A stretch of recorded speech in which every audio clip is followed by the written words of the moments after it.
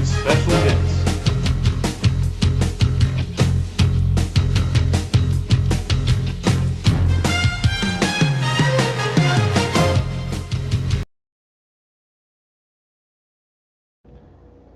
It is the top of the hour, 7 o'clock, February the 4th, 2025, and it is time.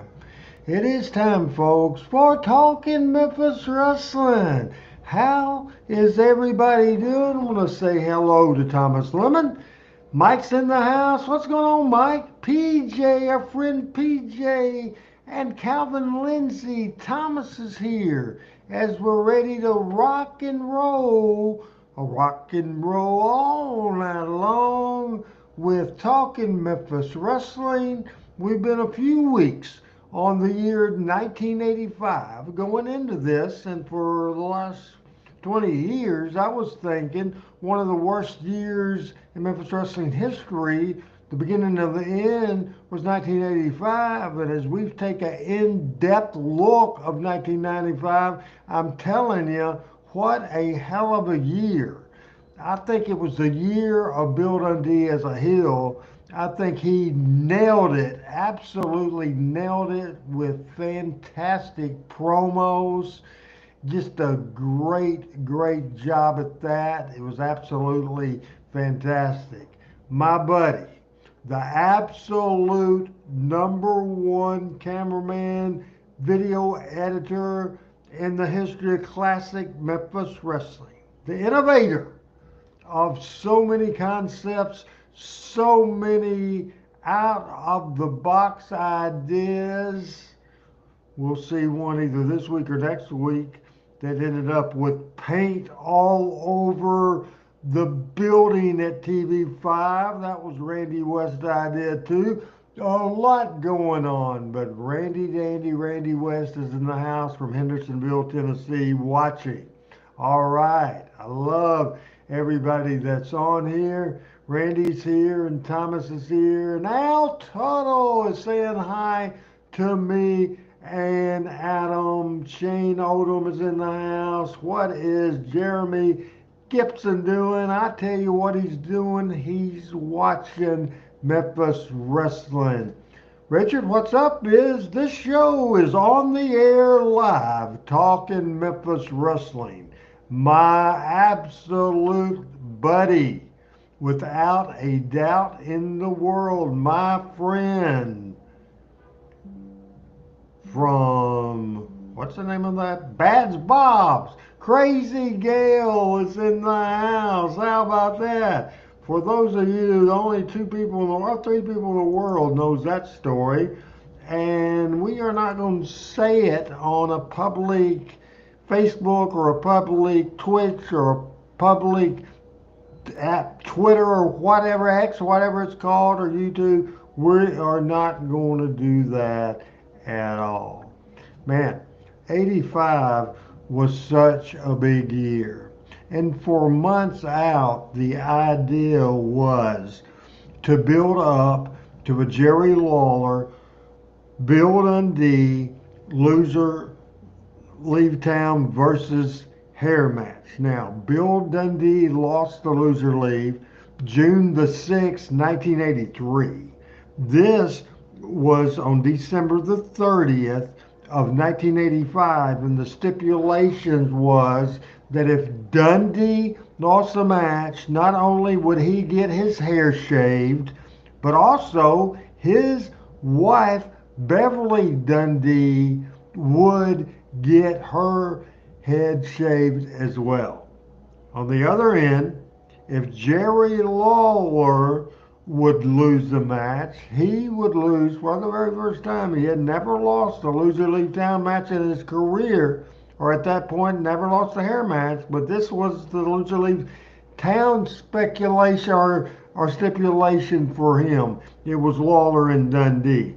I don't know if we have any CWA graphics or anything we can put up there where I'll read this card. If not, that's fine. It was from December the 30th, 1985. December leading up to the 30th had not been good at all. Had been slow for sure. Hey, Frank Seaton, what is going on for sure? What is going on with you? Everybody, I appreciate it. We have video coming up, but first of all, I want to tell you if we can have backup with CWA or something on here. If not, that's okay. December the 30th, 1985. The opening match, somebody that eventually became very popular and at other times very heated. Certainly a fantastic, hey, Michael Clark, fantastic wrestler.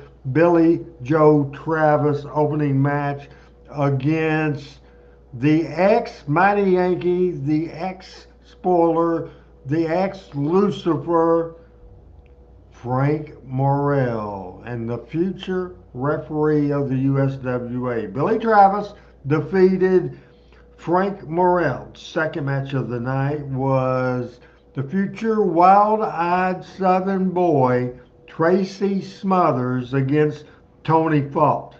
The third match on the card was Tojo Yamamoto against Tom Branch, followed by Pat Rose against the Birdman, Coco Ware. The fifth match, and I meant to get video of this, and I forgot. We will show you next week. This was the fantastic Bobby Fulton, Tommy Rogers against the tag team of the Blade Runners, who became the Freedom Fighters, and they're both a lot more well known as Sting and the Ultimate Warrior. That was the fifth match of the night. The sixth match of the night was Rick Casey. Also wrestled in other places and even came back to Memphis later on, a year or two later, and wrestled as Wendell Cooley. Wendell Cooley, Rick Casey, got the win over Dirty Dutch Mantel. And the final match of the night was Hair versus Loser Leave.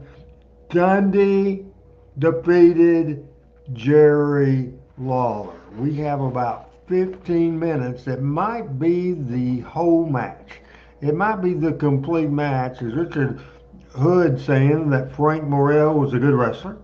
Yes, he was. Old school in me.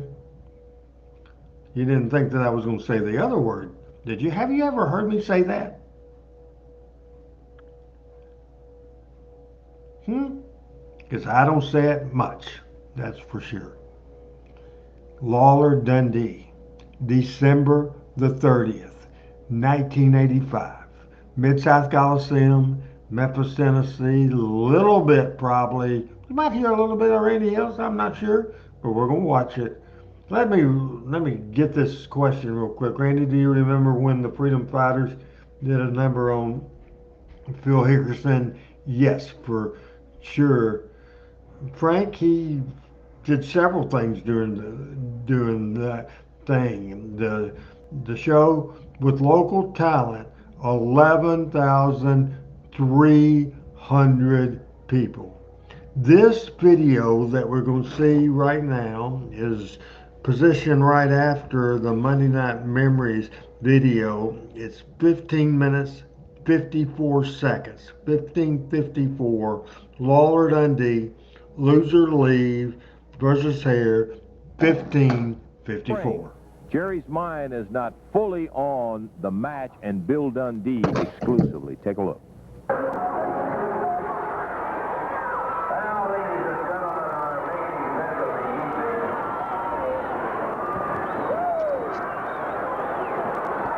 Dundee came out to assist in another match. He was blinded by Tony Falk with some kind of foreign object liquid. Lawler, in spirit of 76, that means he's all bandaged up, and Lawler starts hot.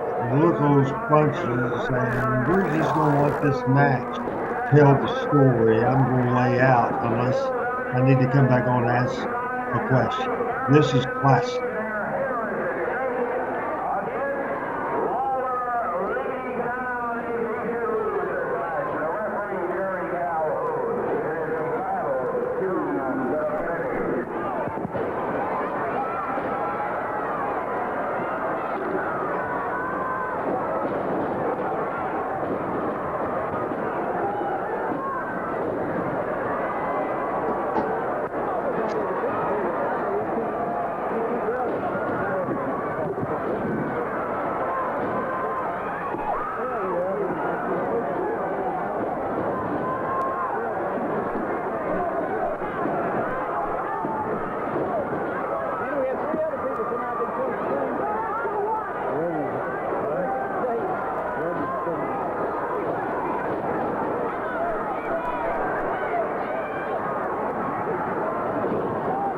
gets underway, and just about as we expected, it is just as brutal. Dundee has started right out. Lawler's eye is patched due to an incident that took place in a match preceding this. With Mantell, down goes the referee, Jerry Calhoun.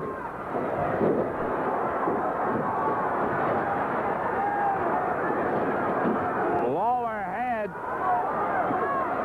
a vial of something thrown right in his eye. Dundee over to cover. The referee wasn't there. Now he is. Lawler trying to find a rope kick for it, but couldn't. He kicks out at the count of 1. Dundee's hair, his wife Starts there, with Beverly, heat she's from the down at get-go. ringside. I really like it. Dundee is a good heel. Sometimes right. There's Beverly Dundee. There was Sting or the Ultimate Warrior in the background. Heel has to be aggressive, and then the babyface makes that big comeback. Stomp like hell for it. Dundee baiting Lawler. Boy, a whale of a crowd on hand for this match, Randy. Lance, super crowd here at the Mid-South Coliseum. One of the most important matches I've ever seen, and it's absolutely terrible, Lance. I hate to be biased, but it's absolutely terrible what happened to Lawler earlier. Yeah, and it's such an important situation, and of course you got to believe that Dundee had something to do with it. He gets a 2 count, but he can't hold him for 3. Lawler having a hard time getting an eye on him, as he has one eye completely bandaged. Dundee swinging at him, nails him. Lawler missing, takes the right hand. His perception off, and Dundee not making it any easier. No time limit, no disqualification. There must be a winner.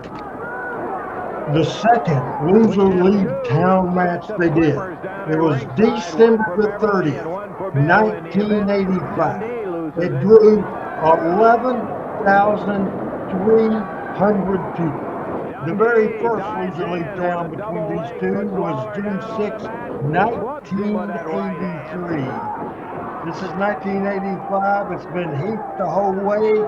Welcome to the show. We'll see his pretty face a little later. We'll hear his awesome voice right now as we watch this classic Loser League Part 2 of 1985. Hello, Michael Sand, freaking John. Hello, Randy Hales. We're watching a classic match right here. Lawler out of it.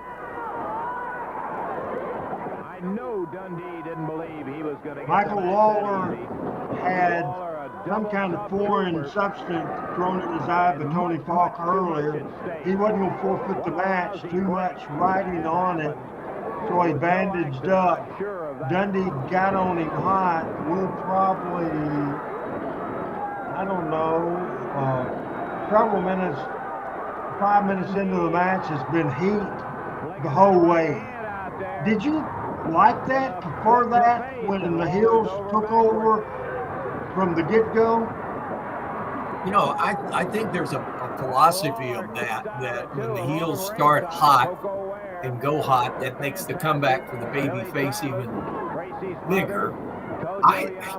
There were a couple of matches that I was involved with doing play-by-play, where and especially when a talent was going to leave the territory anyway, that the promoter, the matchmaker, would start the heel hot and never let the baby face get on top. And I always thought that was cheating the fans. And this was one of those matches, though, that I think it was unique for the Memphis territory to see this kind of thing. So I think in this case it worked, but I don't think that it would be something you'd want to see a lot of. Get my drift on that. What's unusual, and I think people know, is Al Tuttle says hello to you, Michael. Hey, Al, how you doing, man? I think that PJ says hi to Michael as well. Always good to hear from PJ. Shane is asking how much tickets were in 85. I would say, I'm guessing ringside 6, but it could have been 7. What would you think? I think that's definitely in the neighborhood, Randy. And I think, Tennessee, I think the ticket prices for the most part throughout the territory were the same for the bigger cities. I think the spot shows had different ticket prices at different times. Let me put it that way. I love the heat all the way. This is unusual. It's no secret who's going to get the 1, 2, 3 here. So usually when you go with the heel finish, and that's what's so great about Jerry Lawler too, you switch it up. Because normally Dundee takes, and let me look again and see if I can figure out that maybe 9 minutes we've watched this. It's been Dundee all the way. Again, this is very unusual, and I like it. And by the way, Richard Hood says, "What's up, Michael?" Oh, man, I got a bunch on a first take in a few minutes.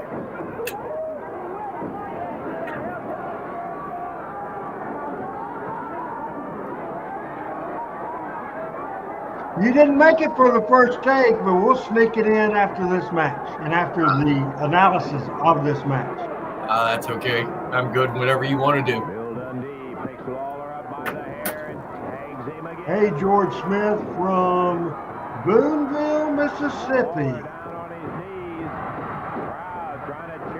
The people's waiting for it. The best year Bill Dundee ever had, I think, 1985. 11,300 people.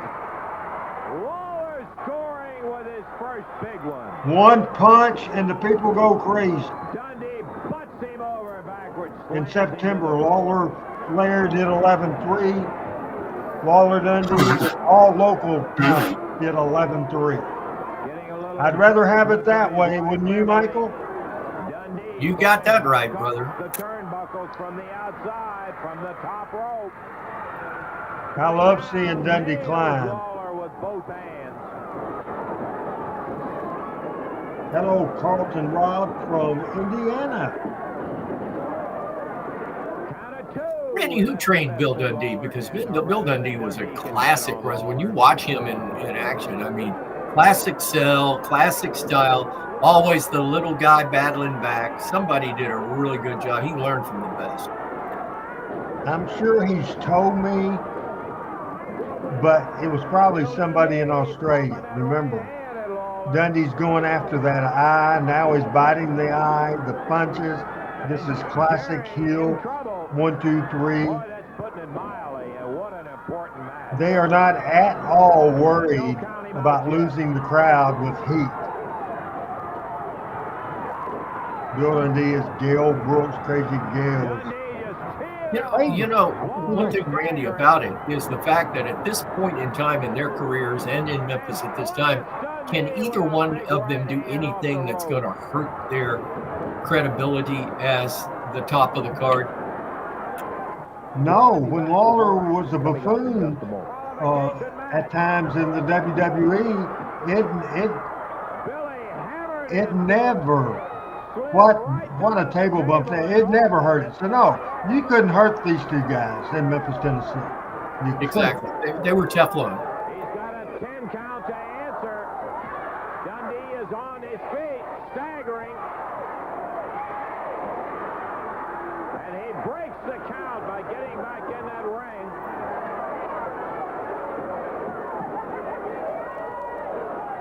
Randy Hales and Michael St. John. Chris Ellis not with us today, and Pat Trammell is in Connecticut. Here goes Lawler out.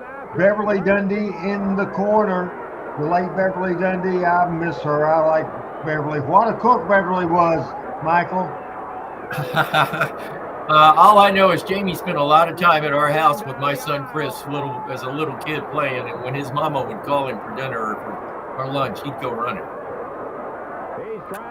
Here we go, and we're going to lay out on audio real quick to this major bump. Lay out. The referee chasing him. Dundee after Lawler over that side rail down onto the concrete. How about that, Michael? I like it. And I like the camera angle because it doesn't show everything. It leaves a lot to the imagination Oh, as to yeah, how that's well Randy West, man. I agree, man. The best. The best. Absolutely. Well, they can't stop it, Coco. Dundee is bringing the referee back. The babyfaces and heels are all at ringside in chairs as you see that. Look at that crowd. Nothing like a sold-out Mid-South Coliseum. Shane says, just think if tickets were $7 a pop, the company made over $79,000 for that show without expenses. And, you know, tickets didn't average 7. I can tell you that for sure. I would guess general admission, which was 7,000 seats,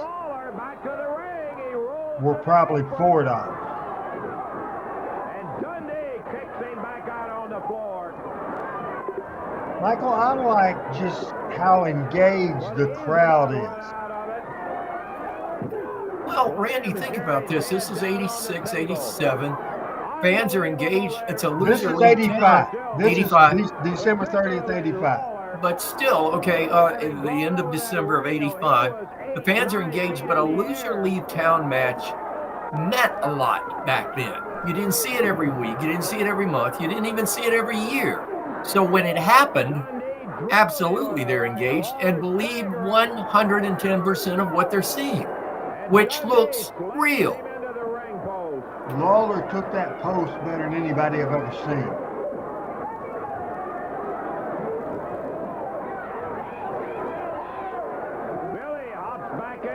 No disqualification match. Lawler trying to pull himself up into the ring. He makes it back before the count.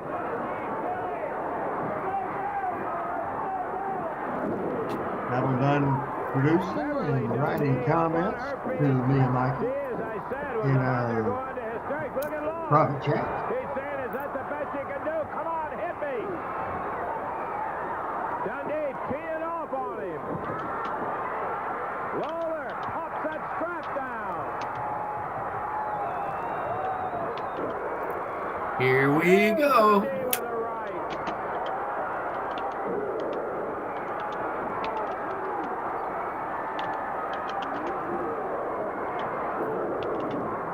Looking at 1985, here's the best in the business with punches. Of that tremendous right hand.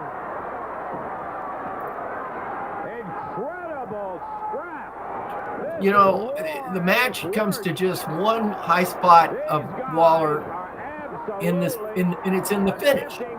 I mean, they built and built and built and sold and sold and sold, and he just was left for dead. And here's the finish, and Lawler's going to get the win. How perfect can this be? I mean, this has got to be at a wrestling school. You got to show this. This is incredible. Before you say that, Dundee, Lawler gets the win. Watch the finish, Michael. This is a loser leave 2. Lawler, The second. with everything he had left, nails Dundee. Remember, Beverly's over there saying, come on, Tony Billy, Falk, come on, who has Billy. already blinded Tony Lawler. was up there by him. He sends, he ends something with Dundee. Threw something at him. 1, 2, 3, and Lawler has lost it.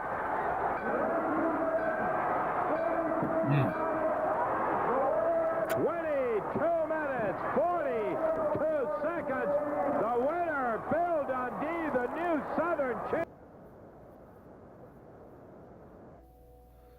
Real quick, I want to answer Michael Clark. Michael, rent at the Mid-South Coliseum was around 12% after taxes, or like $1,000 minimum. It changed through the years. So before we get into your first take, that finish surprised you, right? Yeah, absolutely. And you got to realize that at this point in time, I had that's 85. No, this was I was still at Y107, but I had not seen that match before, so I had heard about it, but I'd forgotten what had happened. For some reason, I thought Lawler that Dundee was leaving again, but obviously not.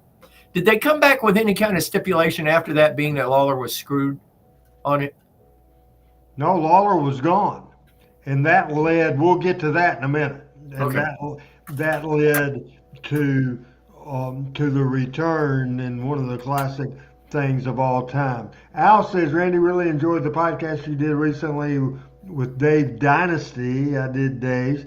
Pretty cool how you switch up the beginning and ask him about when he was first starting wrestling. I'm pretty damn good, Al. I'm not no turnip. I know what I'm doing. I'm a professional. I made my living at this. Al Tuttle. I think I'm pretty good myself. Thank you very much. First take time, full screen time. Here's my friend, 2024 Hall of Famer Michael St. John.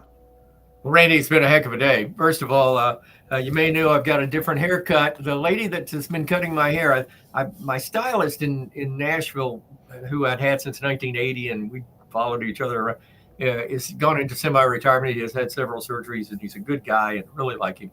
But started getting my hair cut locally, and believe it or not, found somebody at a Great Clips in Guntersville that was doing a great job. Well, I needed a hair trimmed out on Saturday, and I wanted to do it before Sunday and going to church. And I went there, and the lady that had done my hair twice before and done a pretty good job was not there.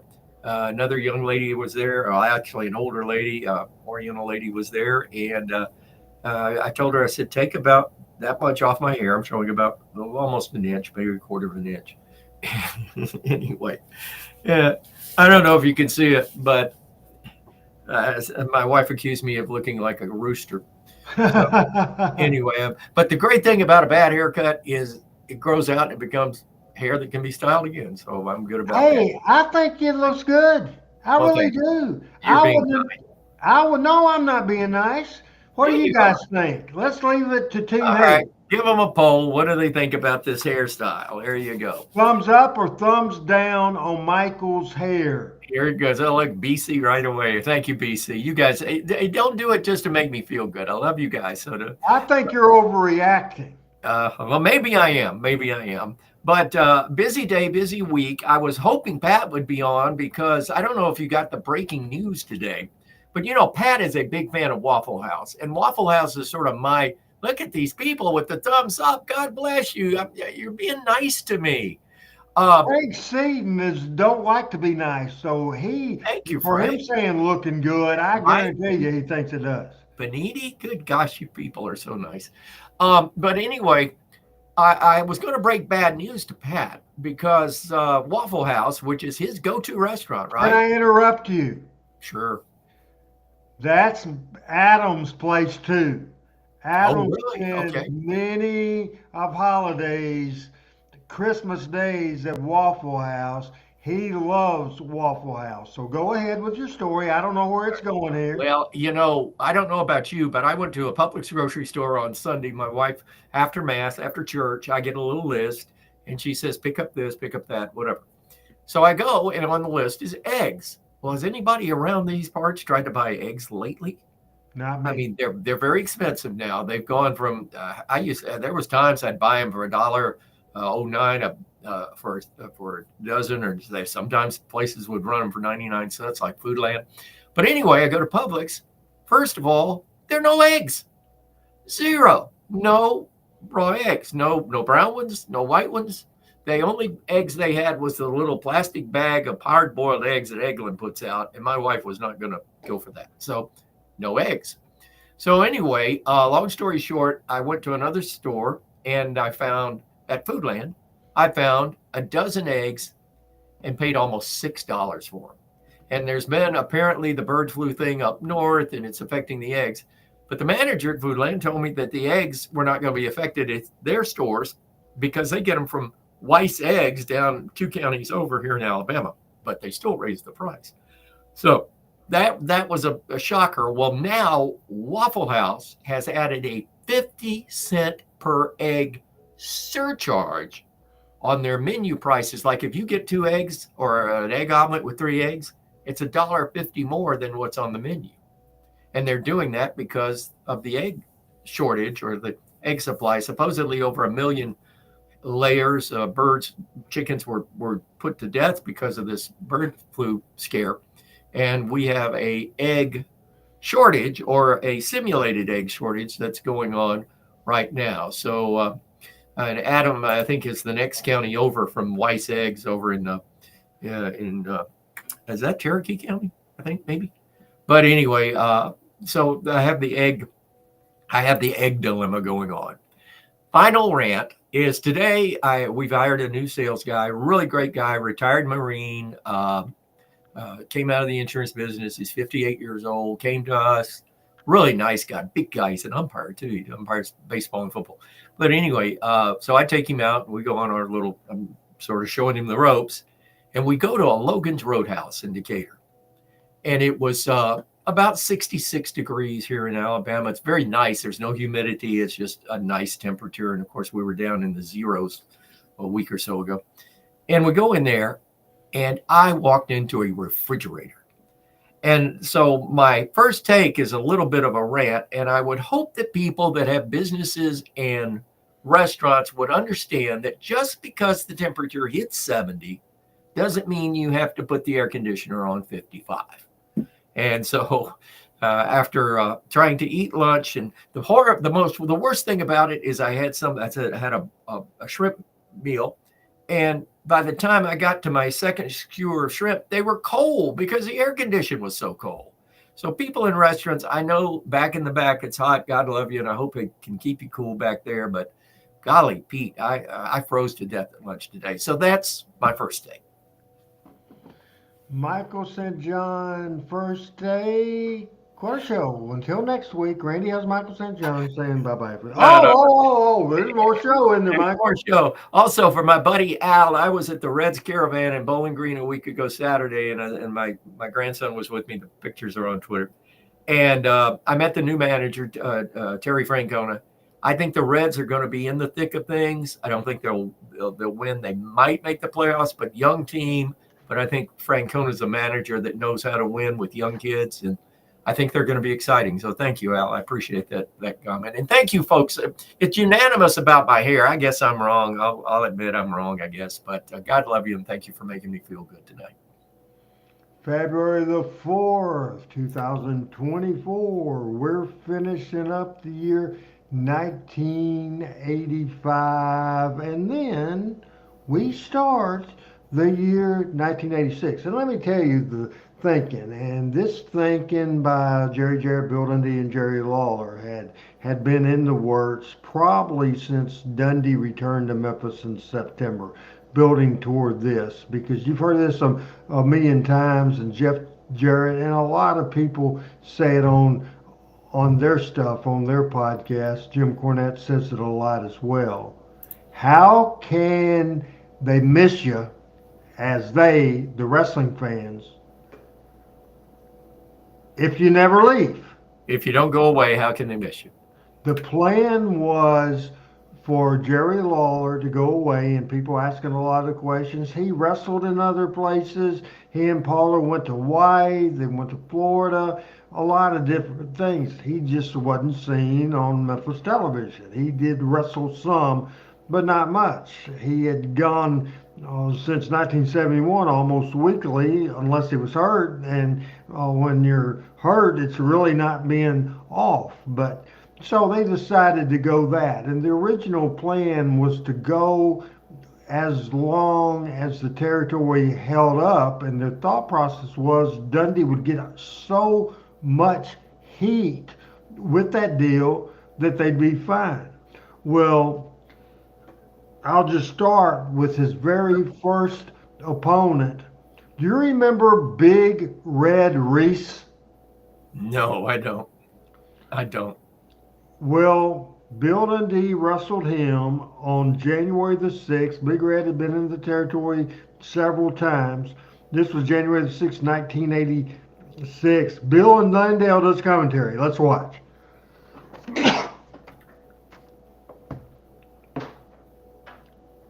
I don't guess Adam can find it, and so I will. There we go.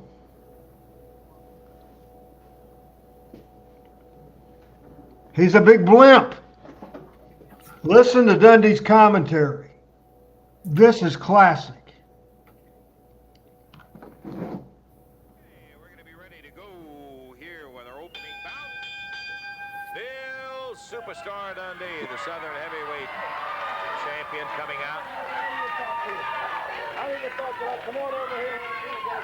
What? Just 86. Start strong. 85 ended strong with Bill Dundee. Listen to this interview. And there's a big fat redneck sitting across the table from you, and you said, "Oh my God, I gotta look at him every." But no, you don't. You just look at the TV set, and you're looking at the living legend and the superstar. And I know I'm making your day. And tonight you're gonna go home with your old man, and he's gonna get all loving, and you're gonna be thinking of the superstar because you saw him first thing this morning. But I'm supposed to climb in this ring right now and wrestle Jim Jamison. I'm glad you know that. We've got a match coming up, right? Wrong. That ain't going to take place because when you're the living legend, the superstar, and the Southern Heavyweight Champion, you get a little pull around here. And I ain't wrestling Jim Jamison. You know why, Lance Russell? Because no. it would be boring. But I got something else for you now. All week long since I beat up Big Red Reese, the people that like the whales have been calling me insane. And the people that are cruelty to animal people have been calling up and saying, "Superstar, why did you beat on that big whale like that?" I didn't beat on him too bad, so I got me a little tape, and I'm going to show it to you all. And last week I invited Buddy Landell over to my house and Dirty Dutch Mantell, because your commentary was horrible on that, Lance Russell. You wasn't telling the people how it was. So they come over to my private screening room. Buddy Landell sat there. I sat in the middle. Dirty Dutch Mantell. We re-commentated the match. Now, if you talk to the man upstairs, he'll show it to you, and we'll see what you did last week. Okay, keep your finger on the audio. You don't know what's going to be. Have we got it? Okay, let's take a look at it. All right, you folks in Memphis, you would all like to be here, but you can't be here because the superstar of the living legend, the nature boy, and the Dutchman's here. All my This friends is actually done in Randy West Studio. And we've taken this opportunity 469 because I have been getting Cumberland Hills bombarded with letters Drive. from the people that get mad at you if you're cruel. I can implement to that. You know, I know you. Most people think animals Done one are of those four-legged. 2 or 4 times. They ain't. Yes, Whales you are animals. did. They're mammals. They suckle the Loved young. it. That's what makes you an animal.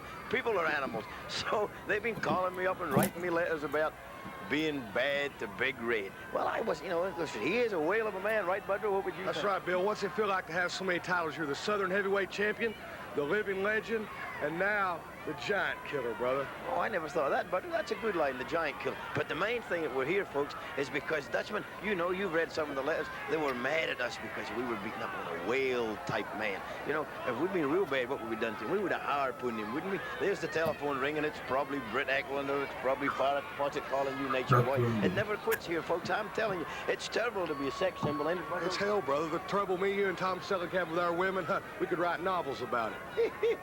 Dutchman, what do you think? You were there. You saw this in live and living color. You only came down at the end of this match to pull me off him, didn't you? To pull you off him. You know, you remember that whale in California that kept going up the sound and kept getting lost, and they kept trying to turn him loose and they're trying to shoot him back to the ocean? People wonder what happened to him. Well, you see right there, that big thing in the green, that big blob there, it is the whale that finally went to the ocean and then come back as a wrestler. And Bill, you got him in the ring right there. I mean, we're going to show the people the difference. Jack Corday had a green suit made for him. He changed his name to Big Red. They saved that whale, folks. Now you're looking at it. Budro, we'll take a little rest here because strategy's the main thing when you're wrestling a giant, ain't it? You got to have him on your grounds. And we have him here. Big Red's all anxious, wants to go, but we're just going to tire him out a little bit. Big Red, look at that. He looks like a big old leprechaun right there. Some people, no class, they're yelling for the superstar. See, he's even got his colors messed up. See, Big Red, but he's got a green outfit on. That don't even make sense at all. Talking a blender, don't Well, yeah, he does. Now, here we go. Here's some people telling me, go ahead, Bill, kill him. But I don't want to do that because, like we said, folks, we just wanted to beat him up a little bit. We didn't want to hurt the whale. We would have harpooned him. Oh, good move there. Good technical wrestling move, Budro. What do you think?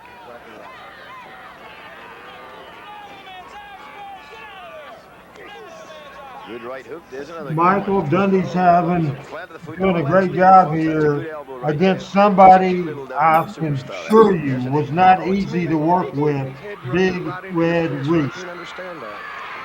Well, you know, those big guys, you look at Eastax Calhoun, you look at some of the big men in wrestling, Crusher Blackwell and all, you know, a lot of the big men could move, but they weren't agile enough to do a lot of the moves that the smaller wrestlers did. So the smaller wrestler had to sort of alter his style or alter his approach to get the match over. And I think that's probably the case with it.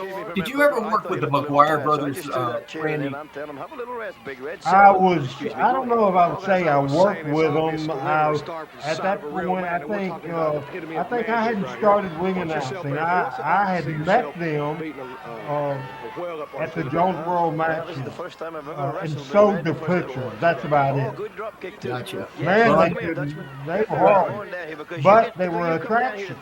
They were. And in the ring, I can remember Nick Lewis saying, they're the chiseling shits, better bring them in because people want to see them. So, you know, and they came and spent a week in the territory, and they weren't a great interview, but, you know, you put them on camera and you put them on against a little guy like me at the time, 6 foot tall and weighed about 133, and they looked like they were 1,000 pounds apiece.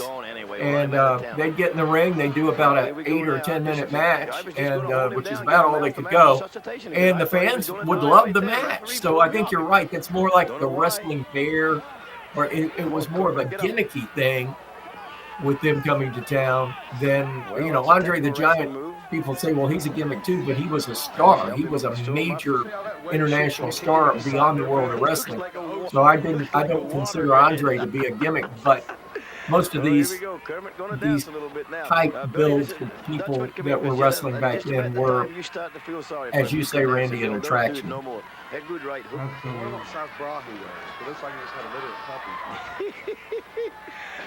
know. Well, now that was an illegal blow. I don't know. The referee. You listen to this commentary, and you talk about they're brutal. Yes, they are. 5 minutes. I thought we'd be sitting here a week. Just 5 minutes. This is not a politically correct commentary, Randy. No. Well, I'm here one thing. Jack Cousteau, it's got to be real nice to us from now on, because we could have harpooned this jerk anytime. It's not a politically correct wrestling match. It violates all laws of the wrestling business. It does, and indeed. I'm so quick, brother. Me and Dutch one time, we was laying in a hotel room in Louisiana, and we went to bed and flicked off the switch. Adam's asking who that referee is. Is that Jesse Allen, maybe? No, not in that. Now I'm talking fast. I think it is Jesse. Now that's fast, bud. We're right behind. This is 86. It might be Jesse Allen. Feel real sorry. You see, he can't get up. Look, the man is just. Tom Manesco had brought him in. Here comes Dutchman. Now look at that. See now. He hit me for no That's reason. right, and a chain fell out of his back pocket, and I just happened to pick it up. Now, I'll give the man credit. He was a little smart here. He blocked that punch, and he knocked me down. I fell over, kind of slipped. Now look, he's trying to grab me. Now, that's right, see? He hit me, and he's still trying to. Just like a whale. Whales are big and dumb. Otherwise, they wouldn't get harpooned so easy when them little guys went in them boats and them harpoons and did it. Now, here's the harpoon, brother. There he goes. 400 pounds of blubber there, folks. Going to turn them into whale oil. You pull a whale off a beach. That's right. Beach on the beach there. There it is. 2, 3. All over. That's right. Well, Jack Cousteau, we didn't hurt him up too bad, and all you whale lovers. I think you're right. That is Jesse Allen. Say goodbye to the nice folk. Bye. What could I tell you, Lancer? That wasn't quite as boring as being a Jameson, but I just want to tell you all something. Want to tell all you people out there something. Buddy Landell, the Nature Boy, Dirty Dutch Mantell, and the Superstar, they ain't got nothing against fat people. They ought to take every one of you, lock you in a room, and make you listen to Jerry Lawler records. Well, folks, like I told you, we're going to take a little break now, because I'm taking over right here. Take a little break. We'll be back. Bye-bye.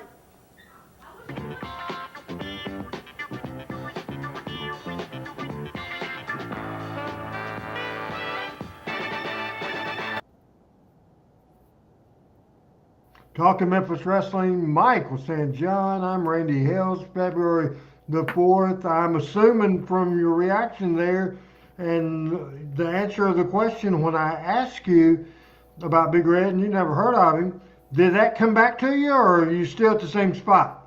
Same spot. Don't remember him. Sorry about that. Is he in the Hall of Fame? Did I say that he is Big Red in the Hall of Fame? Well, if he is, that damn Kevin Lawler did it behind my back on the website. Gotcha.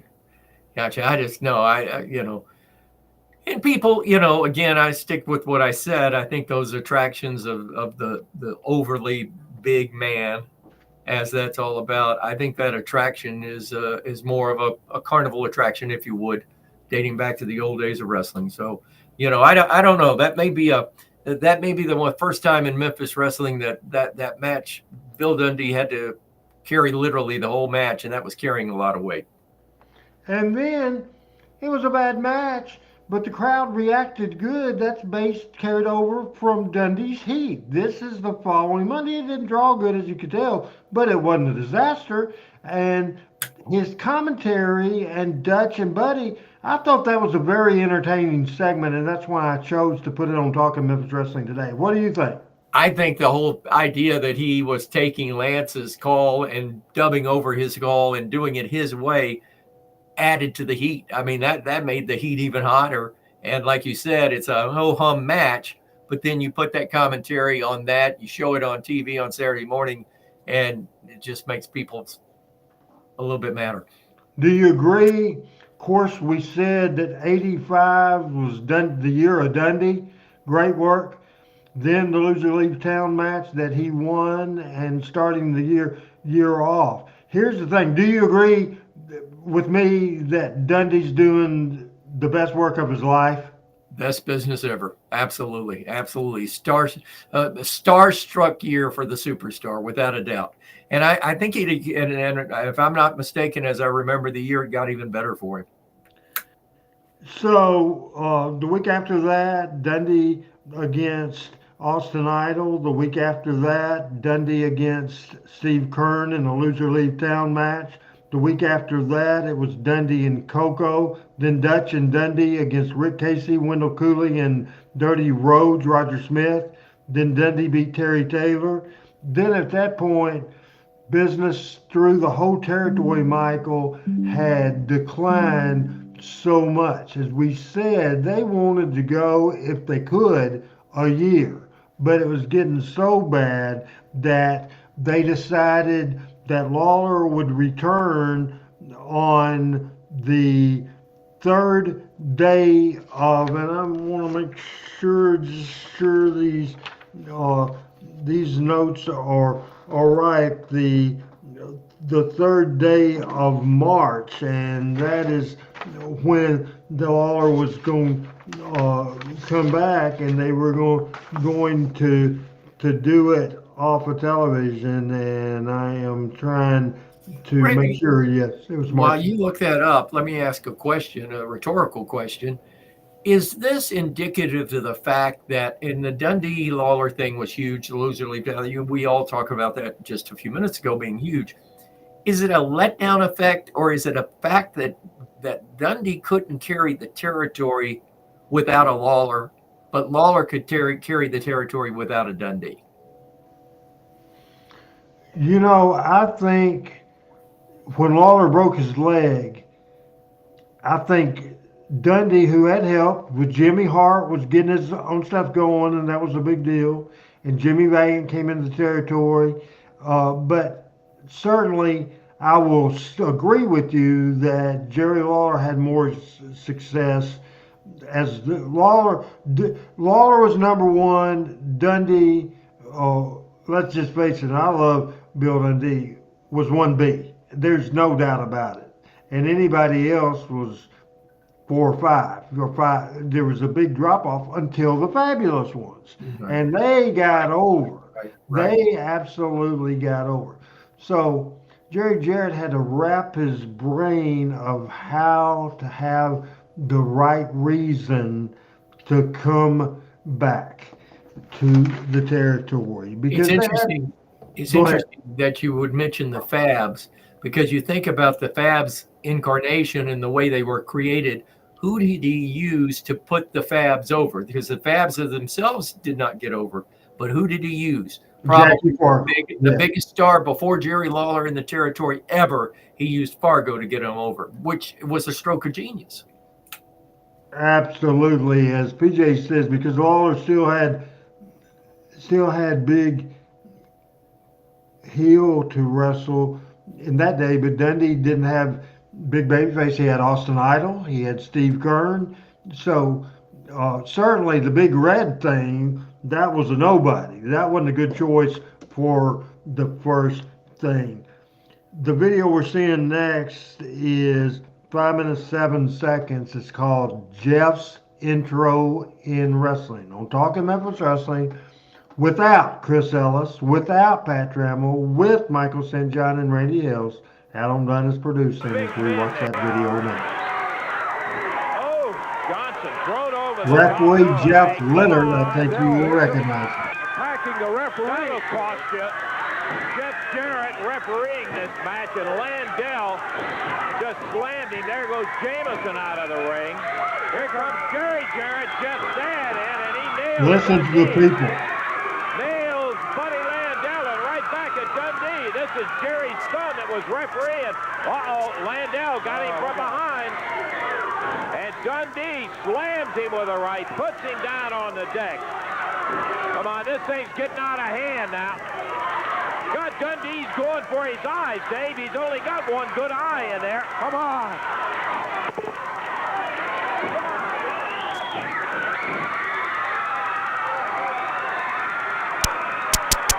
18-year-old Jeff Jarrett. And Lance going to ringside. Wow. And Dave too.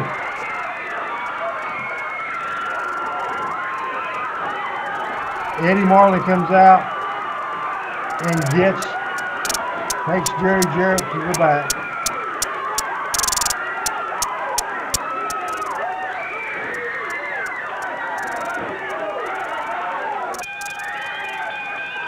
I think the greatest angle ever. Listen to that crowd. Here comes Dutch, who was a heel in a shower.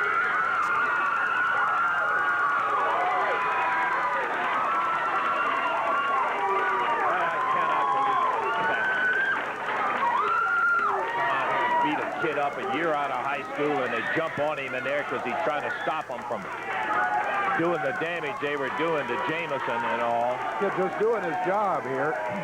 And then his dad comes out to help him. They know Jerry's only got one good eye, and they go after it. And start gouging in the eye. That's the sickest thing I ever saw. I'll tell you one thing, that is absolutely ridiculous. With guys, something's got to be done about guys. I've had enough people, and I know you have too, Dave, say, are you guys just going to let Dundee take over the entire program? And the answer to that is no. Something's going to be done about it, because I'll tell you one thing, I know Marlon's going to do something, Jerry will do, and I can guarantee you this is one place I'm not objective about the thing. It's ridiculous. It's bad enough when they come out here and do some of the things they do to like Jameson and Johnson. Sure, they're their opponents. You go in there, you beat them in that, but you don't start beating them around. And then you jump on a kid just out of high school like that.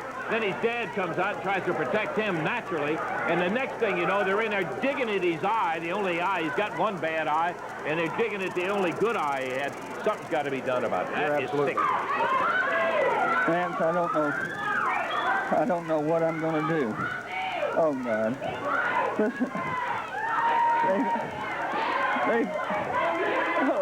We can talk about it later, Jerry. You don't need to do it right now. I mean, hey, you did whatever you could. Listen. Savage guys come out here and start going after the eye. That's the important thing. Let's worry about that now. Jeff is okay. He's going to be all right. Let's go.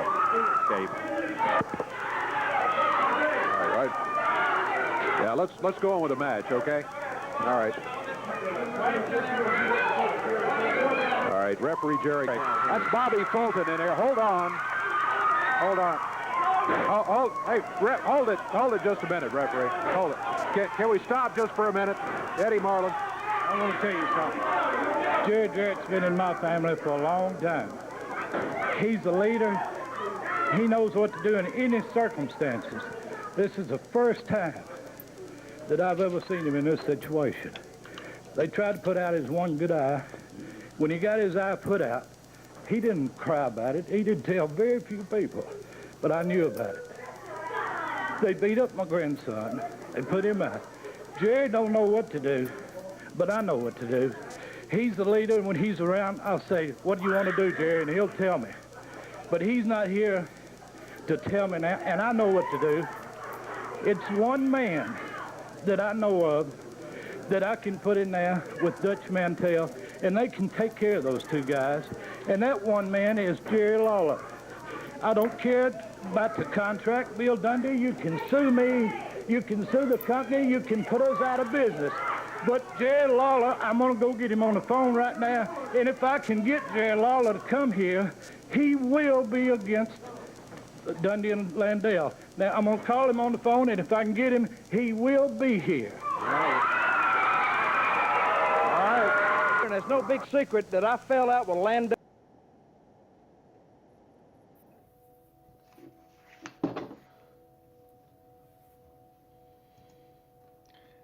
I think what you have to say there is wow. Dundee and Landale did great. And then they attacked Jeff, who had never done anything physical in front of a camera in his life, and he sewed great. And then here his dad came, and the people understands a story, a father. It's just simple stuff, Michael. They understood that a father's fighting for his son, and then he was put out and went for the eye. First, that whole segment, everybody in it, in that the in-ring stuff, Academy Award-winning stuff. It's classic. Then Jerry Jarrett's crying interview, absolutely Academy Award-winning. Lance Russell with Dave Brown right backing him up, Academy Award-winning. Without their performance, that added to the whole story.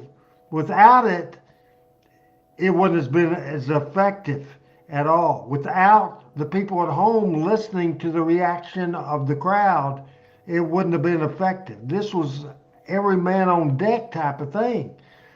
And then Eddie Marlin. And Adam said 95 and this one, Eddie interview right here in this segment in 1986 and his interview almost 10 years later in 1995 about me, as a matter of fact. Just great stuff. So that may be the biggest single, and they went from a bad crowd to a sellout, turned them away at the Mid-South Coliseum, and they did 7 or 8 great weeks. So your thoughts, and I don't know if I've ever had you talk about this before. Surely we have watched this before, but it just hammered into me how critical Lance was in this thing, and I don't want to give him all the credit. Wouldn't have happened without Dundee's heat, but it was awful good. Well, I think you got to give Lance the credit of he and Dave, Lance more so than Dave following the lead. Lance gave direction of where the crowd's heart needs to be, where they need to be what they need to be thinking about, what they've just seen. He basically confirmed the way everybody feels.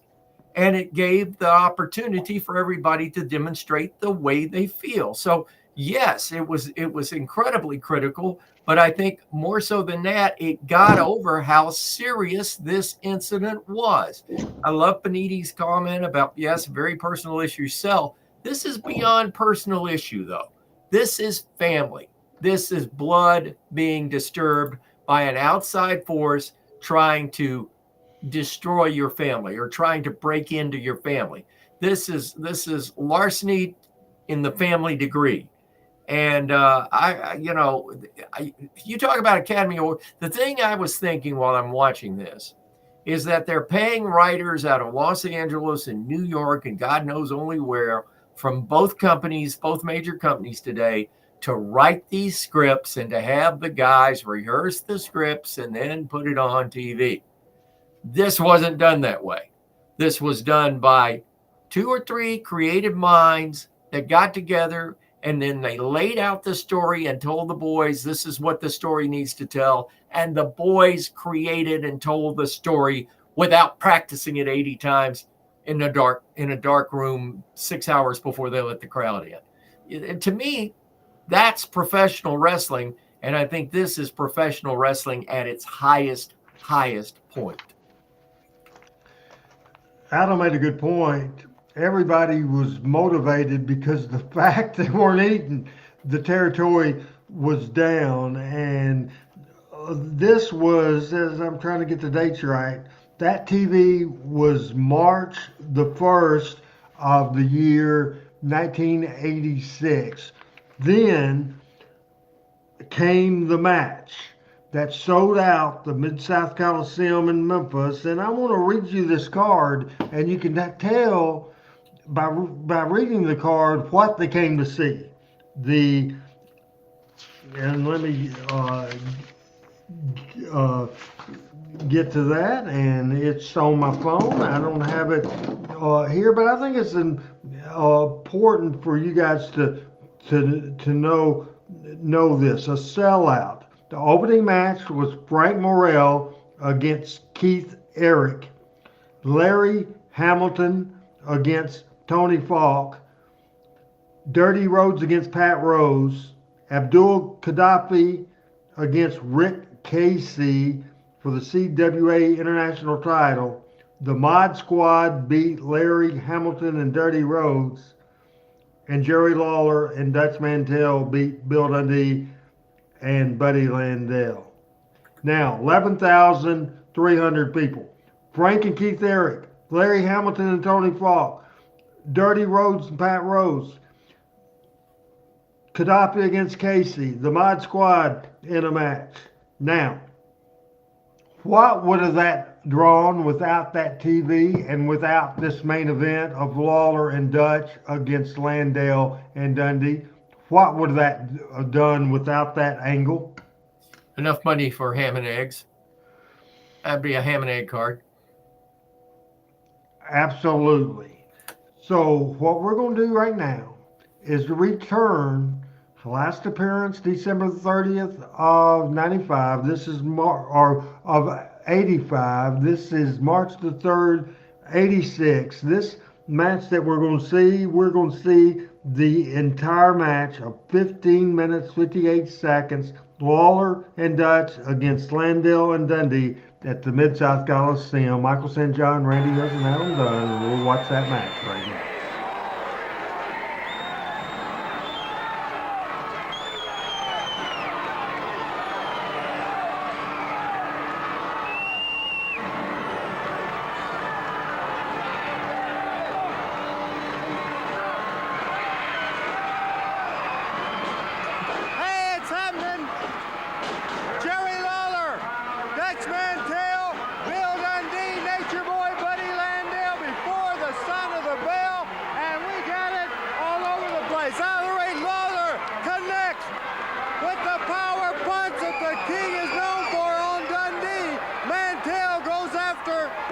Nature Boy, Buddy Landale. And brother, let me tell you something. The Mid-South Coliseum in Memphis, Tennessee is rocking and rolling with this exciting action. Lawler and Mantell fired up, Lance. What a great way to start the match. He started hot. Well, yes, I'll sir. tell you, smoking is exactly right. Bill Dundee and Buddy Landale tried to grab an edge, but Lawler and Mantell came in there.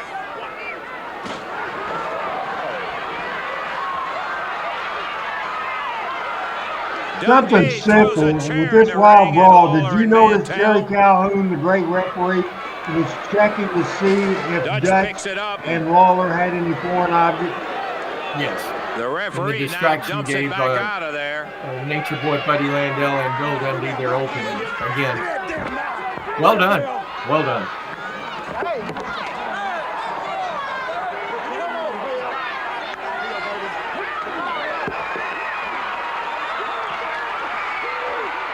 excuse us, as the bell has sounded, Dundee came over, his big shot, knocking the announcers around, but Lawler and Mantell come in rocking. Lance, you had to put this down to get away from Dundee.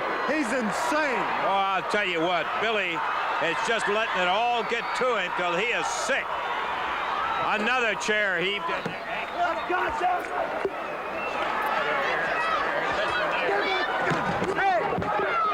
Hill all the way.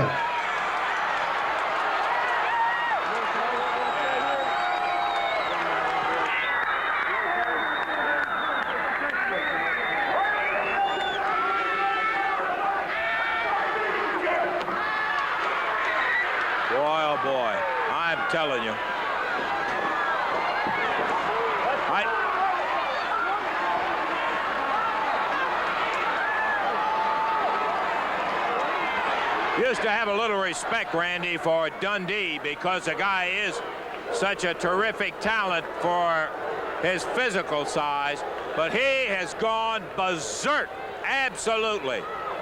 And I still think the analysis was correct. He thought he had everything his way. Somebody came back in here and it was going to challenge him a little bit. He had to fall in eye with Mantell, and he can't stand it. Just can't stand it. Jerry Lawler in, Buddy Landell crawls through.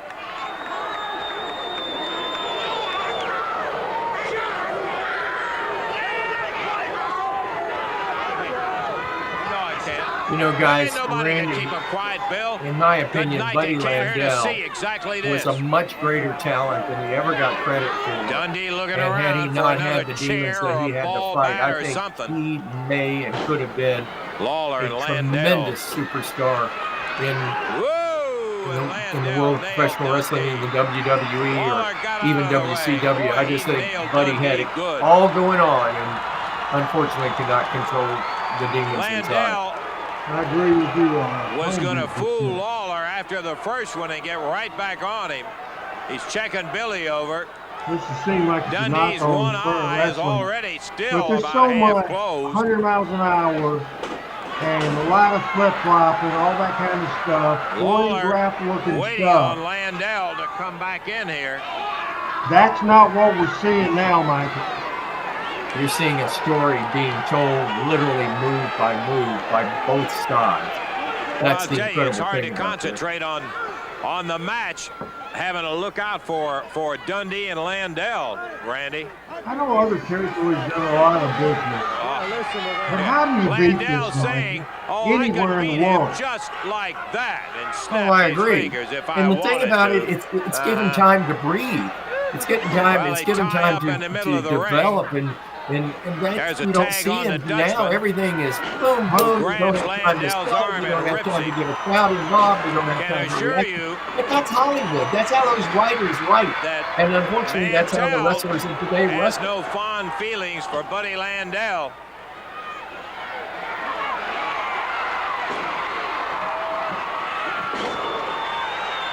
Mantell didn't even like Landell You know, and we're when they seeing were Dutch at wrestling, his high point in and his supposed career, to be in my opinion, halfway as well. friends I think along Dutch with at this point in Dundee. time in his career was Buddy in the the best that he corner, ever ripped was. with a right hand from Lawler. Dutchman Absolutely. goes after Dundee.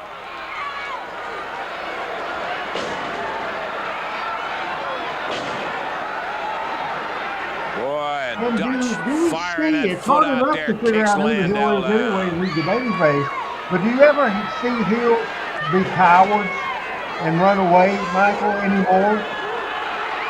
Well, if they did, it was out of a, it was almost a mockery to do it. But in this particular case, I think the story is told that they're literally running for their lives because of the dastardly deeds they've done to family, to the Jarrett family. Jerry cuts So him off. this is unique, but it's He was unique in going a to different tag way Dundee.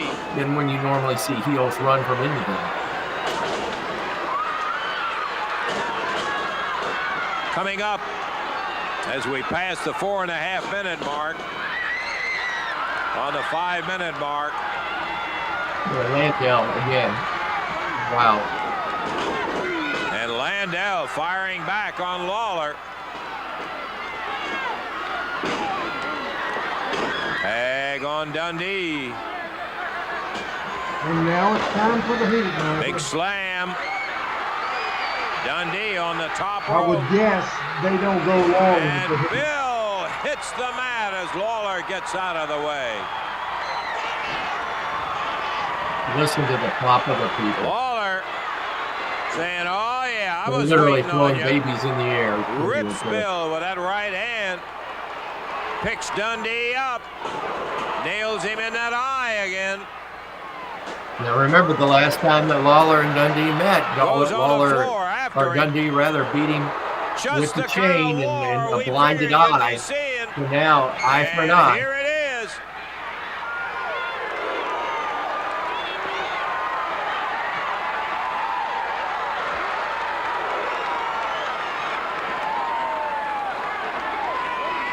Dundee gets juiced.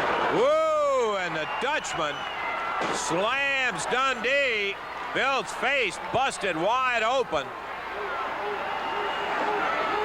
Good night.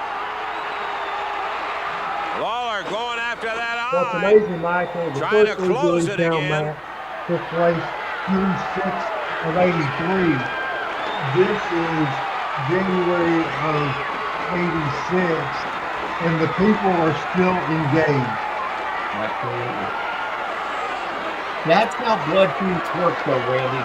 Nobody in the families in Eastern Kentucky have forgotten the Hatfield of McCoys, and we're in 2005 or 2025. Dundee pushing Mantell away. Lawler doubled up on the floor.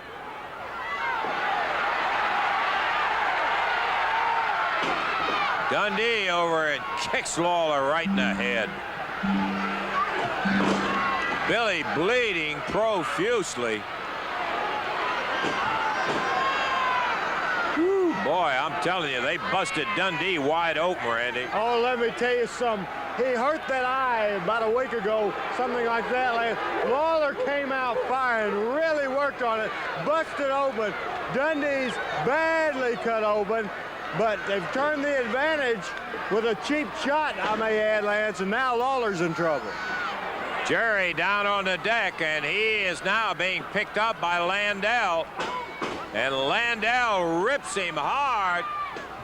Dundee coming over and hits him right through the roof.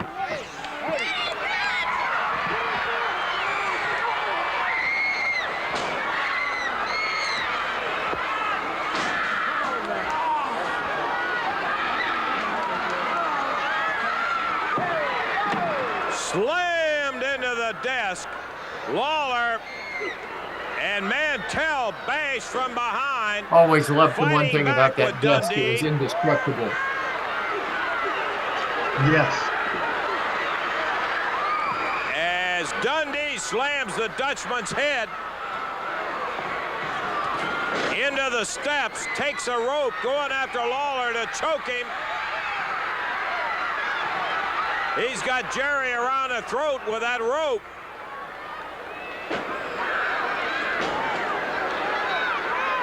Well, I didn't expect any wrestling, but I sure didn't know that I expected to see this kind of war.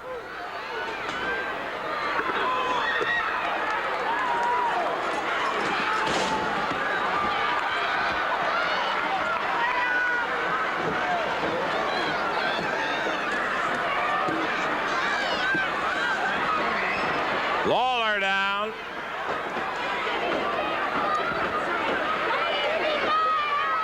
His face being gouged by Dundee.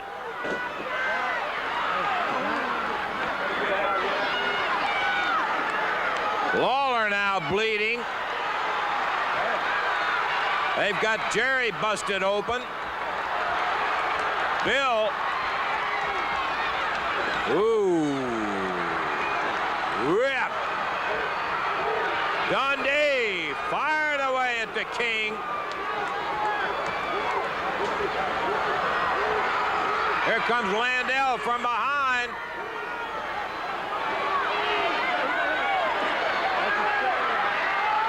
Bill's got a chain, and he nails Landell.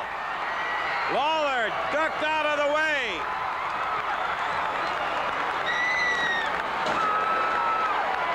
Look at the King go. Tags Dutch. All four of them in the ring. Landell busted open by the chain from Dundee.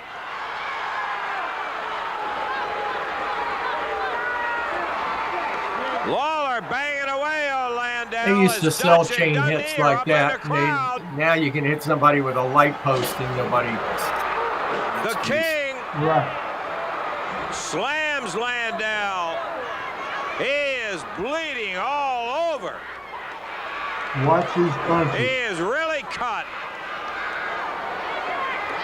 Dutch brings Dundee back.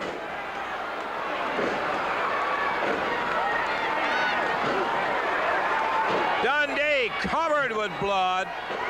Landell split wide open where Dundee hit him with that chain, trying to hit Lawler. Bill out on the floor. Dutch holding up Landell for Lawler.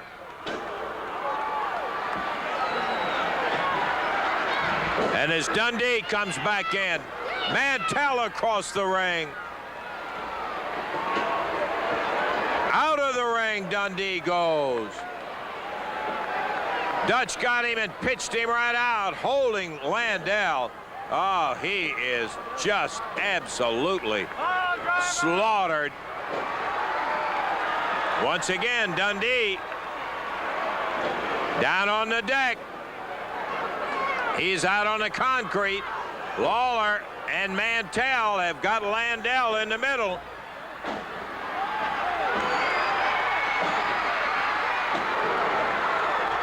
And Lawler blasts Dundee out. Well, Bill's getting back a little of what they gave to Jim Jamison.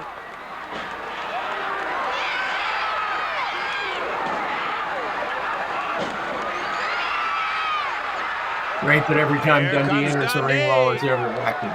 Pitched out of the ring, and look at Landell. He's saying, the referee says ring the bell. Landell is covered with blood. Lawler is bleeding. I don't think Buddy can continue. The match is Lawler and Dutch Mantell are the winners. First show, first match of the program, Lawler returned. You had to put the baby faces over, Michael. Absolutely.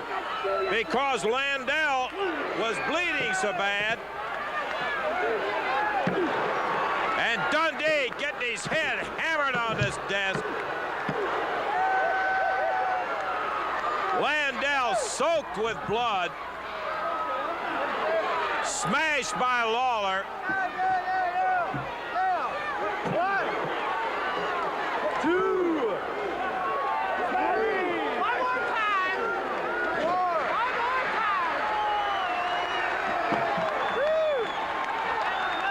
The bout is over. What was the time, Randy? Not that it makes one bit of difference. 12:45. 12 minutes, 45 seconds. The battle goes on. Mr. Dundee 11 and the next week, even though the babyface finish did 10,300, the week after that, March 17, did 10,000 people. So March the 24th did 11,300. Fell out for a Texas death match, which will show either this week or next week. Michael St. John's thoughts of what we just saw, why I will try to fix my camera. Well, Randy, let me say this. I don't think that you can put up an example of how you have a return of a major star in a grudge match, fighting his team, fighting for the honor of the family that literally runs Memphis wrestling, with Jarrett and Jerry and Jeff and, of course, Eddie.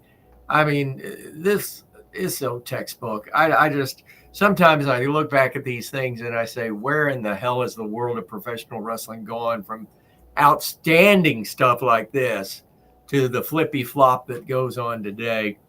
I don't know, Randy. You can say as many accolades as we can come up with about the participants in the ring, but you got to mention also the commentary, yourself on it as well, with Lance. I mean, Lance was there, and Lance was trying to lance the match, if you would, and carry it the way Lance does. But you could tell that Lance was obviously shading the baby faces. He wanted to see Dundee and Landell get their butts kicked, and he did it in a way with commentary that he didn't have to come out and say it. So that's the beauty of a Lance Russell. I mean, textbook, Randy, textbook. Just so excited on Talking Memphis Wrestling. We are an hour and 20 minutes into this thing. We're going to go to 7 minutes, 38-second video of the Bill and Buddy Show, Part 1. Jerry Talking Lawler, Memphis Dutch Wrestling. Mantell Michael in the Reagan out. big Texas death battle defeat Bill Dundee and Buddy Landell. And boy, I'll tell you what, that is some fierce kind of action where the falls don't count and you just go till somebody can't. And they did it again, however. Rugged bout, no question about that. Well, now, isn't that nice? No. You know better than that. I have no intention of coming over there. You want a mic? There's a mic right there. Well, we figured you wouldn't do that. We figured you wouldn't talk to us. Well, you ain't going to talk to anybody all day long. Just don't be a waste sport, because we figured you'd be through chicken, Russell. Just sit right there. My curiosity is up. I got to admit that. It dressed in suits and the whole thing. Dundee and Landell. And this took place at 11:25, according to that clock. What is this? 25 minutes into the program. Eddie Marvin put together that and brought it to the studio with his pickup truck. What do you guys think you're going to do with that? The Bill and Buddy Bill show. and Buddy show. I remember this. Well, Budrow, we need us a bell. I ain't going to hit you, Russell. I don't even like you. Hey, fine. You want to, go right ahead. You got 5 years of your life to spend. We need you a microphone, Budrow. Don't go away. What is all of the... All right, here we go now. Okay, you got a format, Budrow? Okay. You ain't going to talk to us? You ain't going to talk to nobody. Hey. Okay, I'll be Dave Brown, you be Lance Russell, because Dave rings the bell. Here we go. Get him out here. Okay, fans. An exciting match coming up. Next match coming up, folks. All right, you're looking at the Buddy Landell and the Bill Dundee Hour, Daddy. Lance Russell and Dave Brown don't want to talk to us. Andy, that was the best bell in the whole territory. Here's two young gladiators. It was on an old fire truck. Yep, sure was. Mounted on a stand, and you could whack it, and it sounded like a bell. Are you going to climb them out? How are you? Buddy Landell. We own Memphis, Daddy. They don't have no opponent for me, so there it is. All right. He's got to be the strongest man in wrestling, Bill. Besides us. Okay, here we go. The bell time. Hey! I always wanted to do this, Budrow. I love it. I love it. Joe got things there like a big horse Do collar. they actually get paid doing this? Well, I don't know, but okay. Joe LeDuc going away in about 285. Moves pretty good for a big fella, don't he? He sure does. Well, old Garment, well, Budrow, You was pretty good, Bill. Randy, the Joe LeDuc that's posting now on Twitter, that's not really Joe LeDuc, is it? we're not knocking him, brother. No, that's a parody account, I think. Bill, you know Yeah, he's a big, he's big in the corner of AEW. And anything anybody else does, he really gets playing, good or bad. I could be wrong on the date, but I think that Joe LeDuc passed away Jeff Jarrett suffered. in Remember, Bill? One punch Dundee. 97, not sure on that date, but You're pretty close. he wrestled in Memphis at the Memory Show 2, Memphis and Louisville both in 95, and he passed away on May the 1st, 1999. But it was a good chunk, and we're going to give him that. You know, it was amazing that how he got so over in this territory. I mean, he was, of course, he was a mean, rough guy, if you would, but he was so different than most of the heels that came into this area. From a 285-pound monster. Very good drop kick.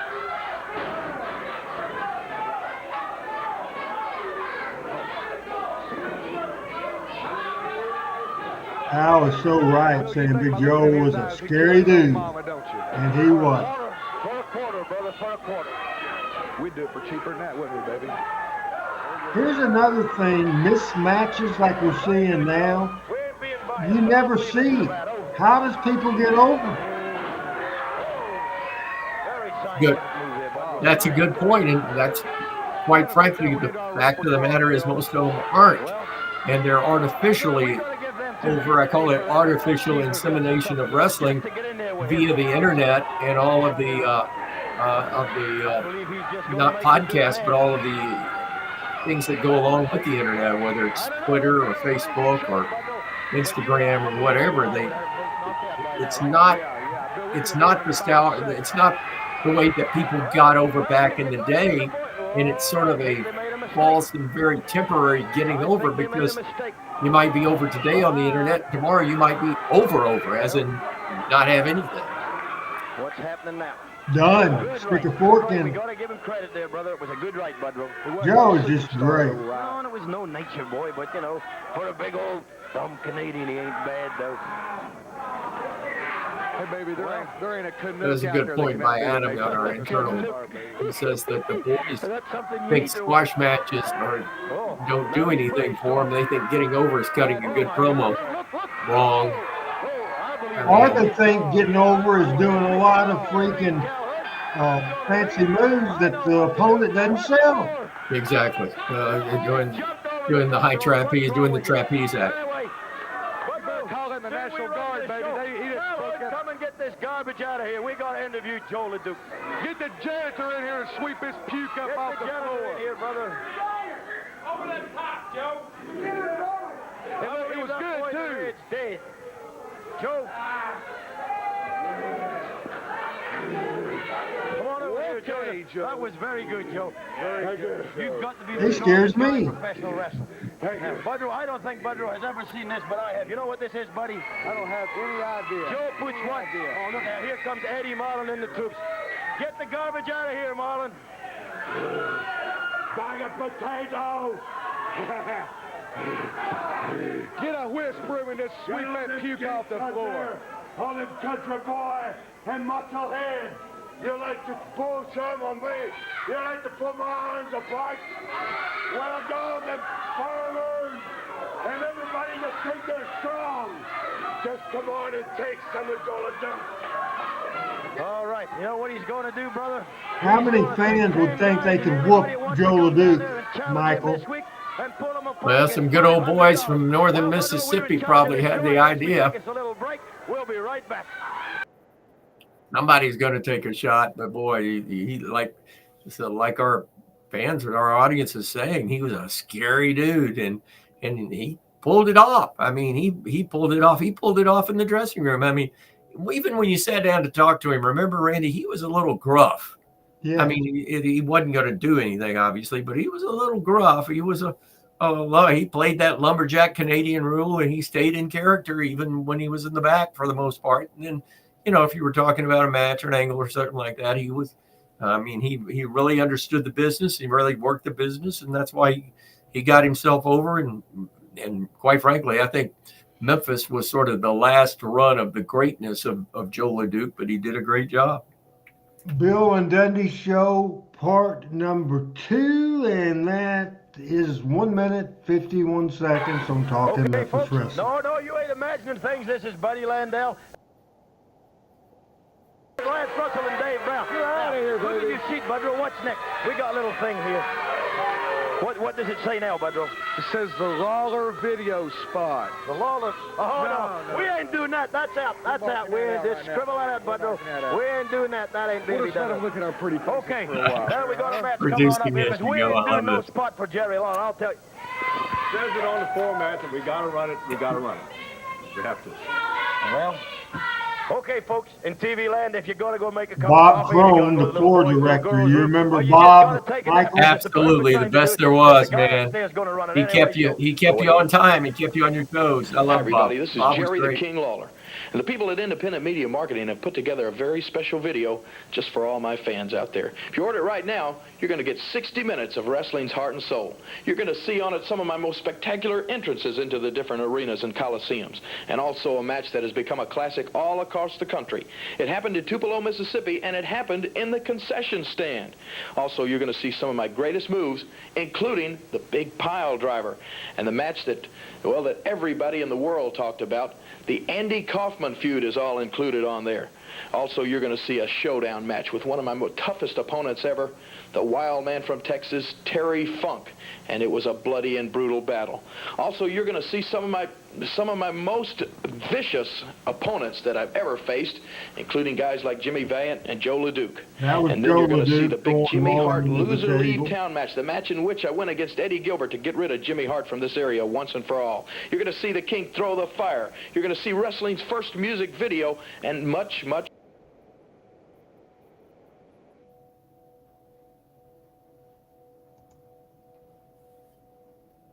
And it went over, and I don't think that was over with. What happened there, technology-wise? Did it just stop, Adam?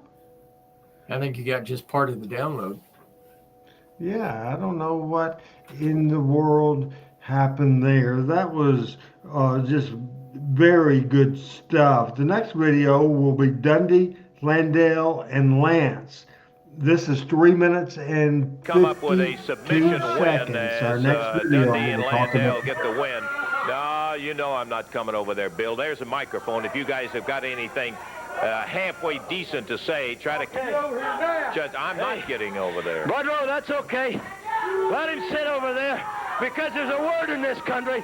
Now, I didn't invent it, because where I come from, the word doesn't exist, and it's called discrimination, Daddy. That don't happen in Australia, because it's a man's world over there. They got a white Australia policy. That means you got to look like me to live there. And Lance Russell, you're going to get sued, Daddy. Now, all I got to say is, Budrow, they have discriminated against us every time we got in the ring. Lawler's buddy, the referee, stops the match. They hold up their head and they say they win. Then here comes Jeff Jarrett and some old stumblebum by the name of Jackie Fargo in Memphis, Tennessee. That punk daddy's the promoter. He wants to do anything he wants to do. And he awards him the match. And they write it down in the book and say they win. Nobody has ever beat us, Budrow, right? Never. Nobody. Nobody. We're 60-minute man in and out of the ring. Ask the ladies if you don't believe us. Now, for some reason, Landale looks like Buddy Rich or Tommy Rich's never brother. happened, Dave Bradley. You're right. Whooped them from pillar to post. But all of a sudden, they say, they beat you. Landale and Dundee got beat. We beat Jeff Jarrett. We beat Fargo. We beat Lawler.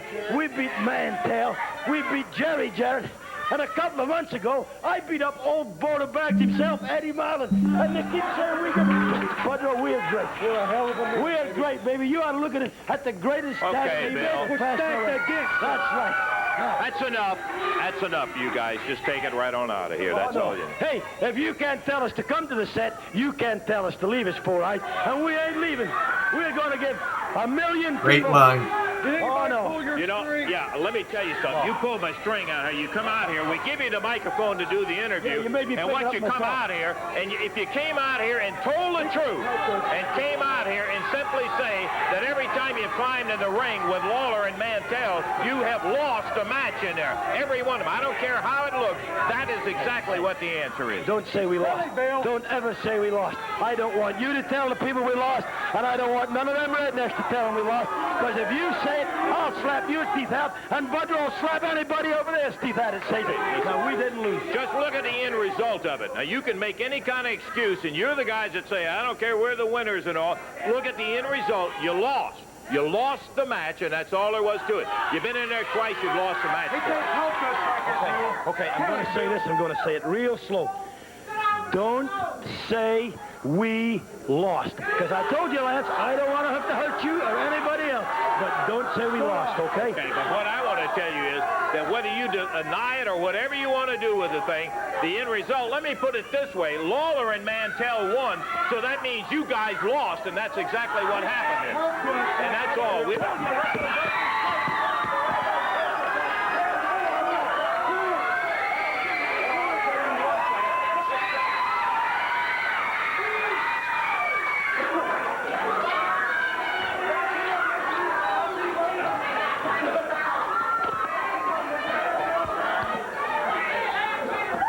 Just take a break. Let's go to a break in there. Yeah. You know, that's...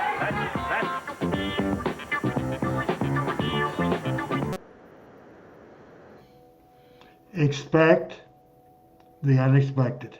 Michael. That's only one of 2 times I ever remember Lance getting touched.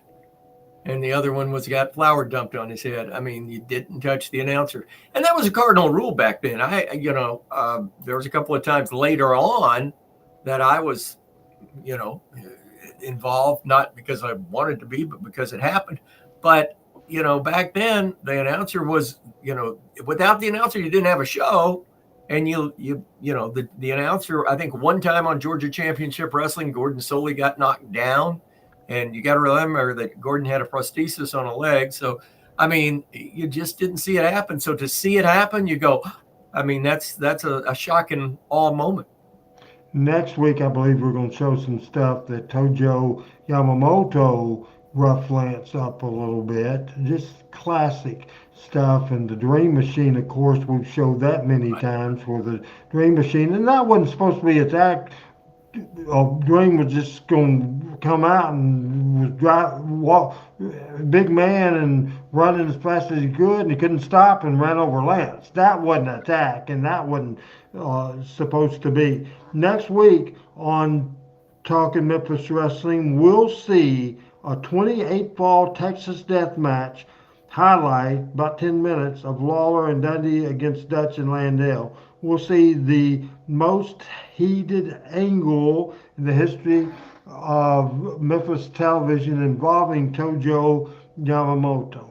I need a caption up now. I want to remind everybody, folks, want to invite you, and 90% of the people watch both of my shows Monday or Tuesday. Well, the Monday show is coming to the end because for 153 weeks, so Monday nights, we have played Power Pro Wrestling from its inception, from show number 1, and this, just yesterday, we played show number 153. 154 coming up next Monday night on February the 10th, as we open with a live interview from me explaining this would be the last Power Pro show.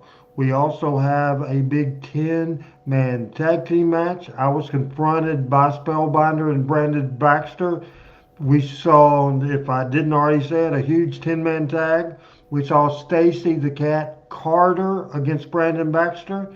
And the main event was the Spellbinder against Jerry Lawler, show number 154, and we'll share a lot of thoughts of the best memories there's been in the Power Pro Wrestling deal. And we have a couple of bonus videos from Power Pro. This is Brandon Baxter in a trash can. This was the first week of the first time we did WWE developmental, and this video is 8 minutes and 24 seconds. Says we're promoting, Michael, we're promoting. Next Monday night, after we watch these 2 videos, we'll come back and have our final thoughts of this show and preview next week. Making his way Go around ahead. the ring. I want to get back to comments on the handicap match that's coming up here next on the Power Hour. I want to get your thoughts on this big match coming up. Mackie!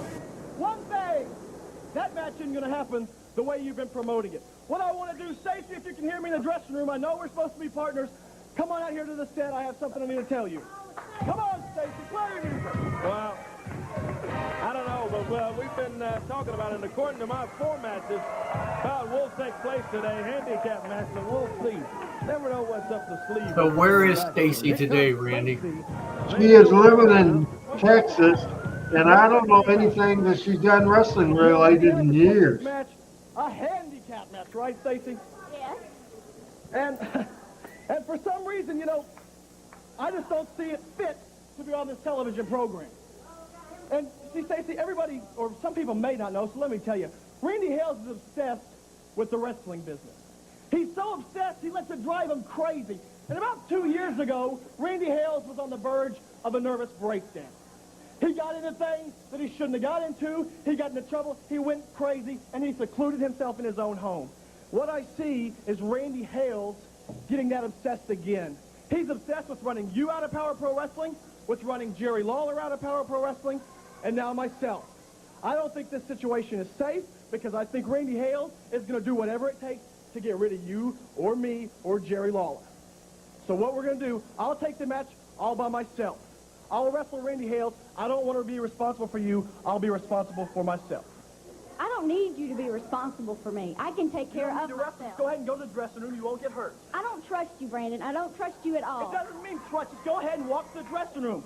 No, I think this is Randy Hales in this ring if it's a fight. I'll fight him myself. I don't need to have to worry about you getting hurt, okay? You don't have to worry about me. I am not your responsibility. All you need to do is go ahead, get to the dressing room and get... Oh, here he comes. Here comes Randy Hales. I don't know what you guys are... Dark-haired Randy Hales, Michael. Now, Randy, here. Got that Eddie Munster thing going, too. Absolutely almost speechless. First of all, Stacy, I cannot believe week after week that you would come out here and embarrass yourself. Wearing stuff like that is absolutely sickening. What are you trying to do? You are absolutely, I've known a lot of people in my life, but you're absolutely the most embarrassing, no-good human being I've ever seen in my life. Come on, Randy. I'll tell you exactly what I did. So Randy Hale, dark-haired heel. Yes. Am I reading this right? Yes. And you ruined Wow. that, and you did the same thing with him. You did the same thing with him. You may be a better heel than a babyface, Randy. You're a tramp, is what you are. Hey, come on. Randy, come on. This is not the place there. You listen to me, because you had the opportunity. You had a big opportunity because it just so happened that I worked my rear end off every day, and I built this company to what it is today, and I needed a right-hand man, and I chose you. Because I thought the fact that you grew up watching wrestling, I thought you had it in you. But you don't. You don't have that heart, and you don't have that desire, and you don't have that work ethic that I have. Because I may not be the smartest guy in the world, but there ain't anybody in here, and there ain't anybody back in the back that will work as hard as I will, and you know that. They ain't a... Show number 26, October the 10th, 1998. Let me tell you a little bit about Boy, you are selling the hell out of this promo, Randy. I've never seen this. This is excellent. Brandon Baxter, well, let me tell you something. Brandon Baxter, I heard this story. As a matter of fact, when we were riding up, you told me. Brandon Baxter, his parents were married at a young age, 17, 18 years old. Unfortunate situation that happened. His mother was expecting twins. It's a true story. His father should have been staying at home with his wife, but he went off on some fishing trip, went flying in a plane, and it's terrible. I'm saying it's terrible. The plane crashed, and your dad died. He did, Randy. Come on, Randy. Your dad died. Yeah, he did. Now, you don't need to have that stuff That left you without a father. I'm just trying to help you here. Randy, come on. I'm trying to help the man. That's not the way because his mother had 3 kids. Well, you don't have anything to do with it for crying out loud. What does it bother you, Randy? The government supporting him with welfare. So what? We don't need that stuff out here. Come on. Randy, come on. Enough of that. Come on. Come on, Randy. Hey. Well, I tell you, I've got to say this time that Randy Hales deserved that. Here comes Billy Travis out. Look out, Brandon. Nails Brandon. Randy's just out here running his mouth about a bunch of stuff that's none of his business. Watch these punches, Michael. Snapper, come on. Let's get somebody out here and put this stuff. Come on, Randy. Come on, Randy. This is very real, Randy. This is real. Come on, Randy. Come on, let's come on. How about you loser? You're a loser. You have it. Come on, Randy. You better get her out of here. Get her out. Get her out. I've had enough. Get her out. Come on, Stacy. Boy, you got You're real proud of yourself, I guess, for pulling all this stuff out of here. Stay back, Stacy. Randy, come on. 2 against 1 makes you real proud. again. Hold her up again. That is absolutely ridiculous. Come on. Get her out of here. I'm holding you. Get her out of here. Come on. Come on. Get out of here. Come on, Randy. Now he's got security dragging Stacy off. You had enough. That's enough. You had enough. He said it's enough, Randy. You've heard it. Let the guy go. Oh, look out! Brandon comes from behind. Look out, Brandon. Look out! Billy Travis with that guitar, and boy, he smacked him with it. He's had enough now. What do you think, Billy? Yeah, he's had enough, for crying out loud. I tried to do Two this. against one. I tried to do this for his own good. He wouldn't listen. So apparently I'm going to have to discard him like I have to do, like a TV that don't work, put him in the garbage. Come on, Billy. Boy, I tell you the truth. Absolutely uncalled for. Randy Hales, Billy Travis just nailed Brandon Baxter with that guitar and cut Baxter right on the top of the head there. Now they're dragging him out of the studio. Where in the world are they taking him? Hales and Billy Travis, and Travis says, hey, let's take the garbage out. Enough of that stuff. Absolutely gone too far. There's Randy Hales, Billy Travis. They're dragging Brandon Baxter out by his feet. Now they're picking him up there. Boy, I tell you, Randy's just out here running his mouth about a bunch of stuff. Personal business between Brandon Baxter and his family that Randy had absolutely nothing to do with. And hey, I'm telling you, these guys are not about to do what I think they're going to do here, I know. Come on, let's take a break. I don't want to see it. Brandon's done a lot of stuff that I don't necessarily agree with, but no one deserves this treatment. Come on. Take a break. Right now, let's do it. Take a break.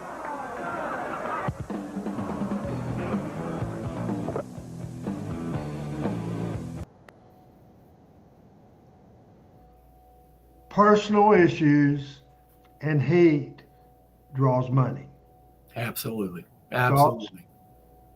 Well, first of all, I thought you did the heel promo of your life.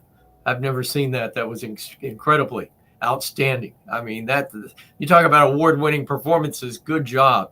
And hey, you're my friend, and I love your brother, but you're a better heel than you are a babyface. That's incredible, man. And it was more fun at doing that. 4 weeks later, this was this very first week that the people didn't know what was coming next, but we debuted WWE developmental talent on this show, and then we had a surprise or two, and this video, and I want to look at the time cue for Adam. This is 7 minutes 50 seconds, 7:50, and we will watch that. Okay, back on the power hour, huh? Randy Hales in the ring along with referee Aubrey Wayne. Here comes Randy, as we're leading into this, was this the same time that Ohio Valley had talent from WWE? Is this in a different time frame?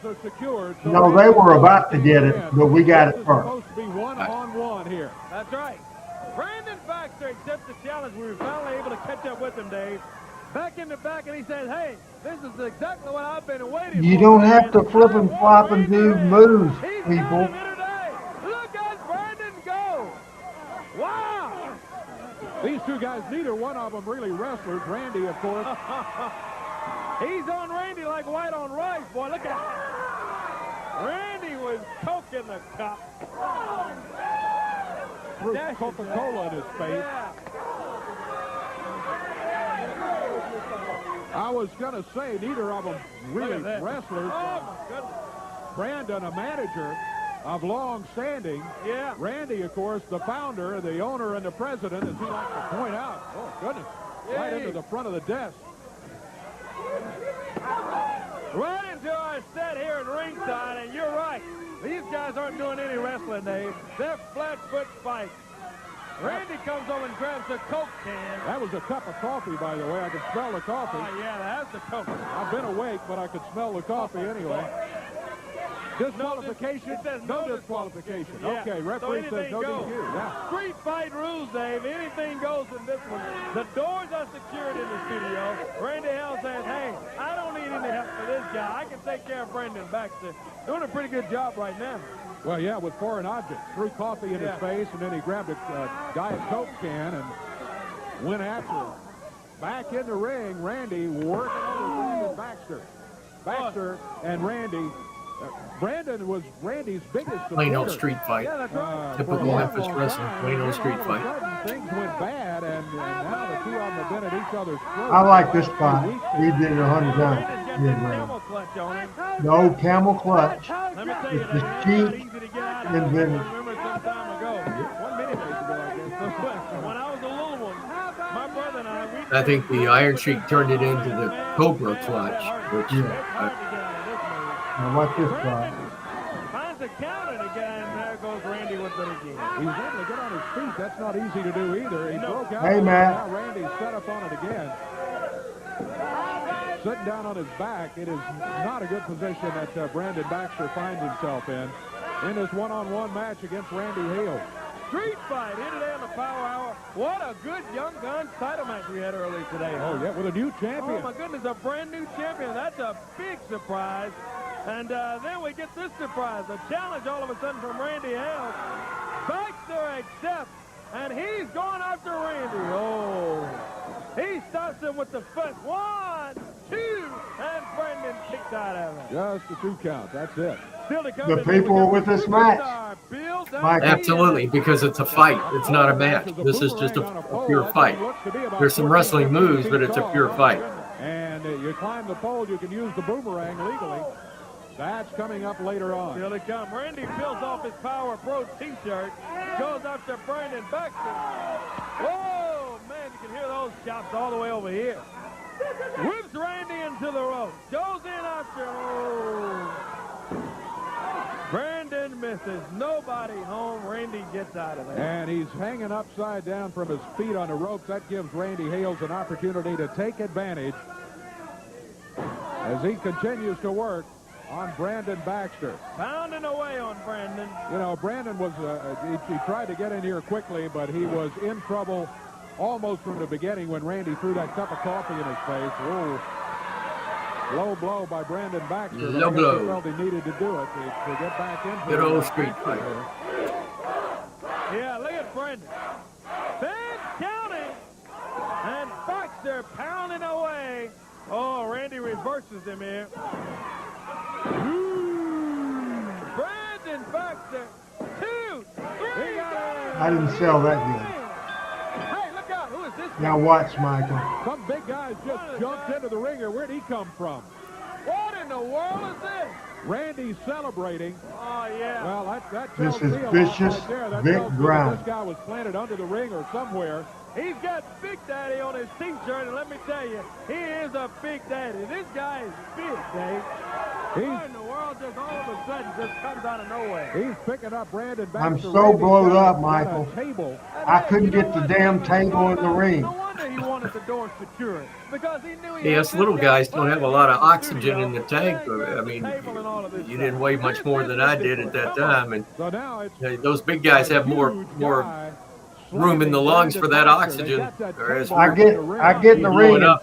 I get in the ring and I say, Vic, get that fucking table in the ring. He had trouble. And the big guy just all of a sudden shows up here on the Power Hour. He's got the table now that Randy's brought over to the ring. He's trying to get it in the ring. There. The table opened up on the apron. That's why you guys are having trouble getting it in. He slides it in there now. Yeah. You can see what they're going to try to do. They're going to try to slam Brandon into the table, huh? Yeah, so that's no reason. Well, maybe not. They put the table up in the corner instead. He just sort of stands it up there. Now Randy picks up Brandon. Oh, boy. Brandon has really been walloped by this big guy. Throws him into the table. It snaps in the middle. And Brandon a little is ECW there. Folded up in between the two halves of the table. But they're not done yet. Randy drags him out, and the big guy over now drags him back to the many middle a of the wrestler ring. take that kind of table shot move or something similar and get cut by the bands that held the top on the table. Come on, Randy, that's it. Because the table gave away and the bands didn't. Come on, and the big guy got him over his shoulder. This has got to stop. This is. Corey, I'm gonna go. Oh, I got a garbage can. Oh boy, I'm gonna go out there. Hold on.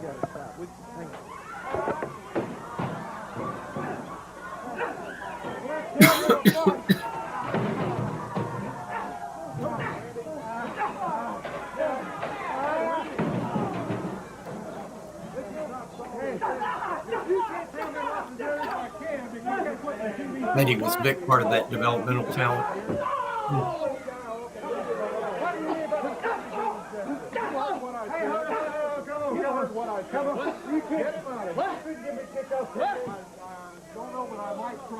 Hey, no. How about the winner now? Now to answer your question, in 1994 against Scott Bowden in Memphis, Tennessee.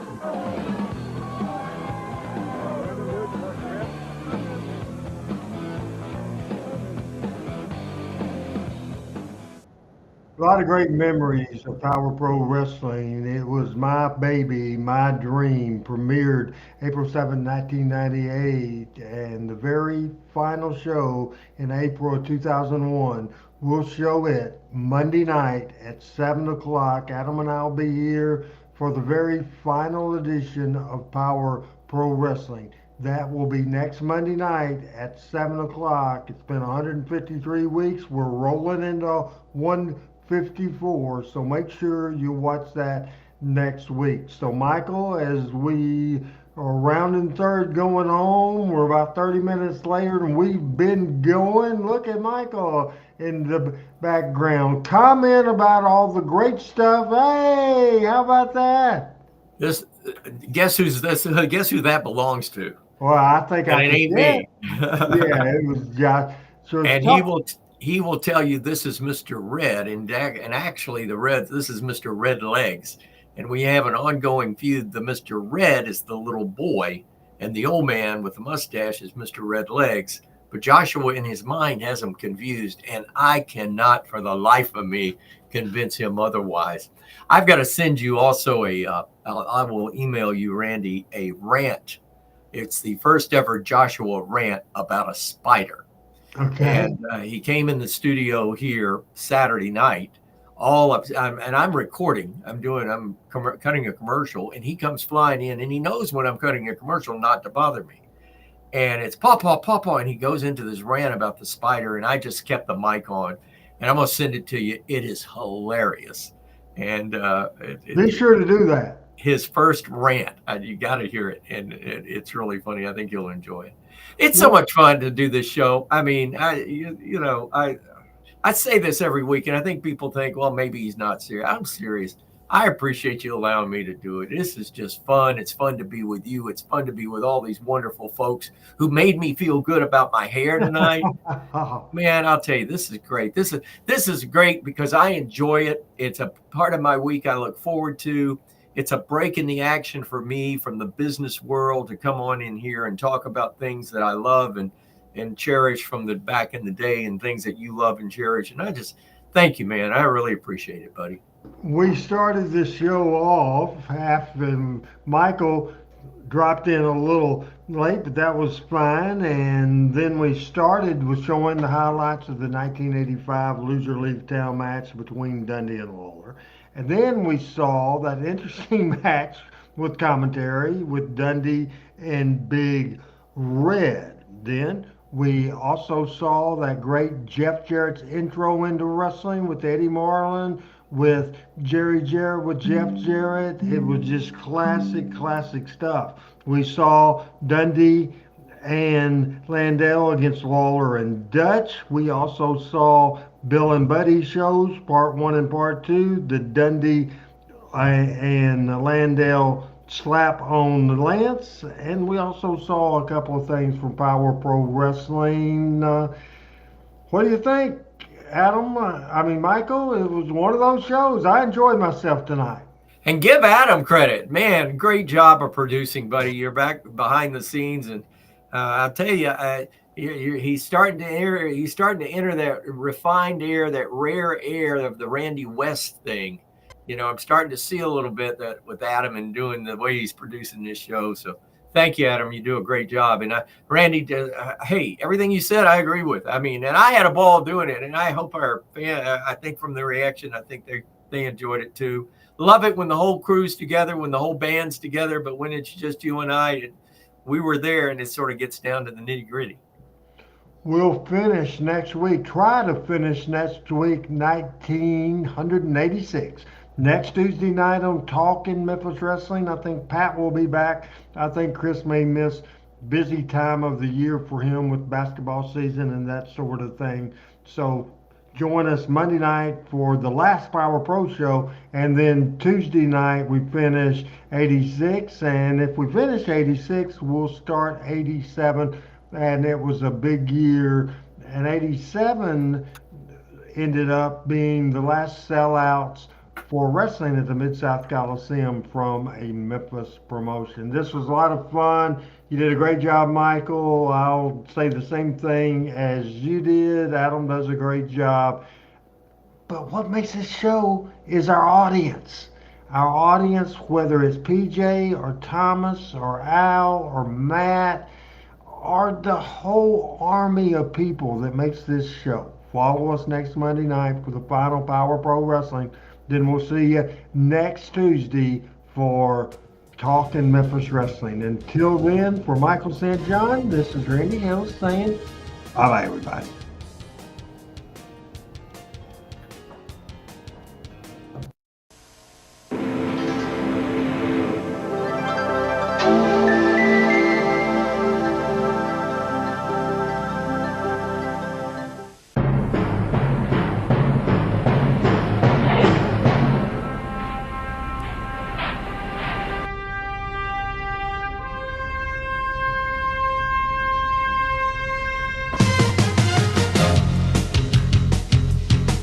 Talking Memphis Wrestling with Randy Hills and special guest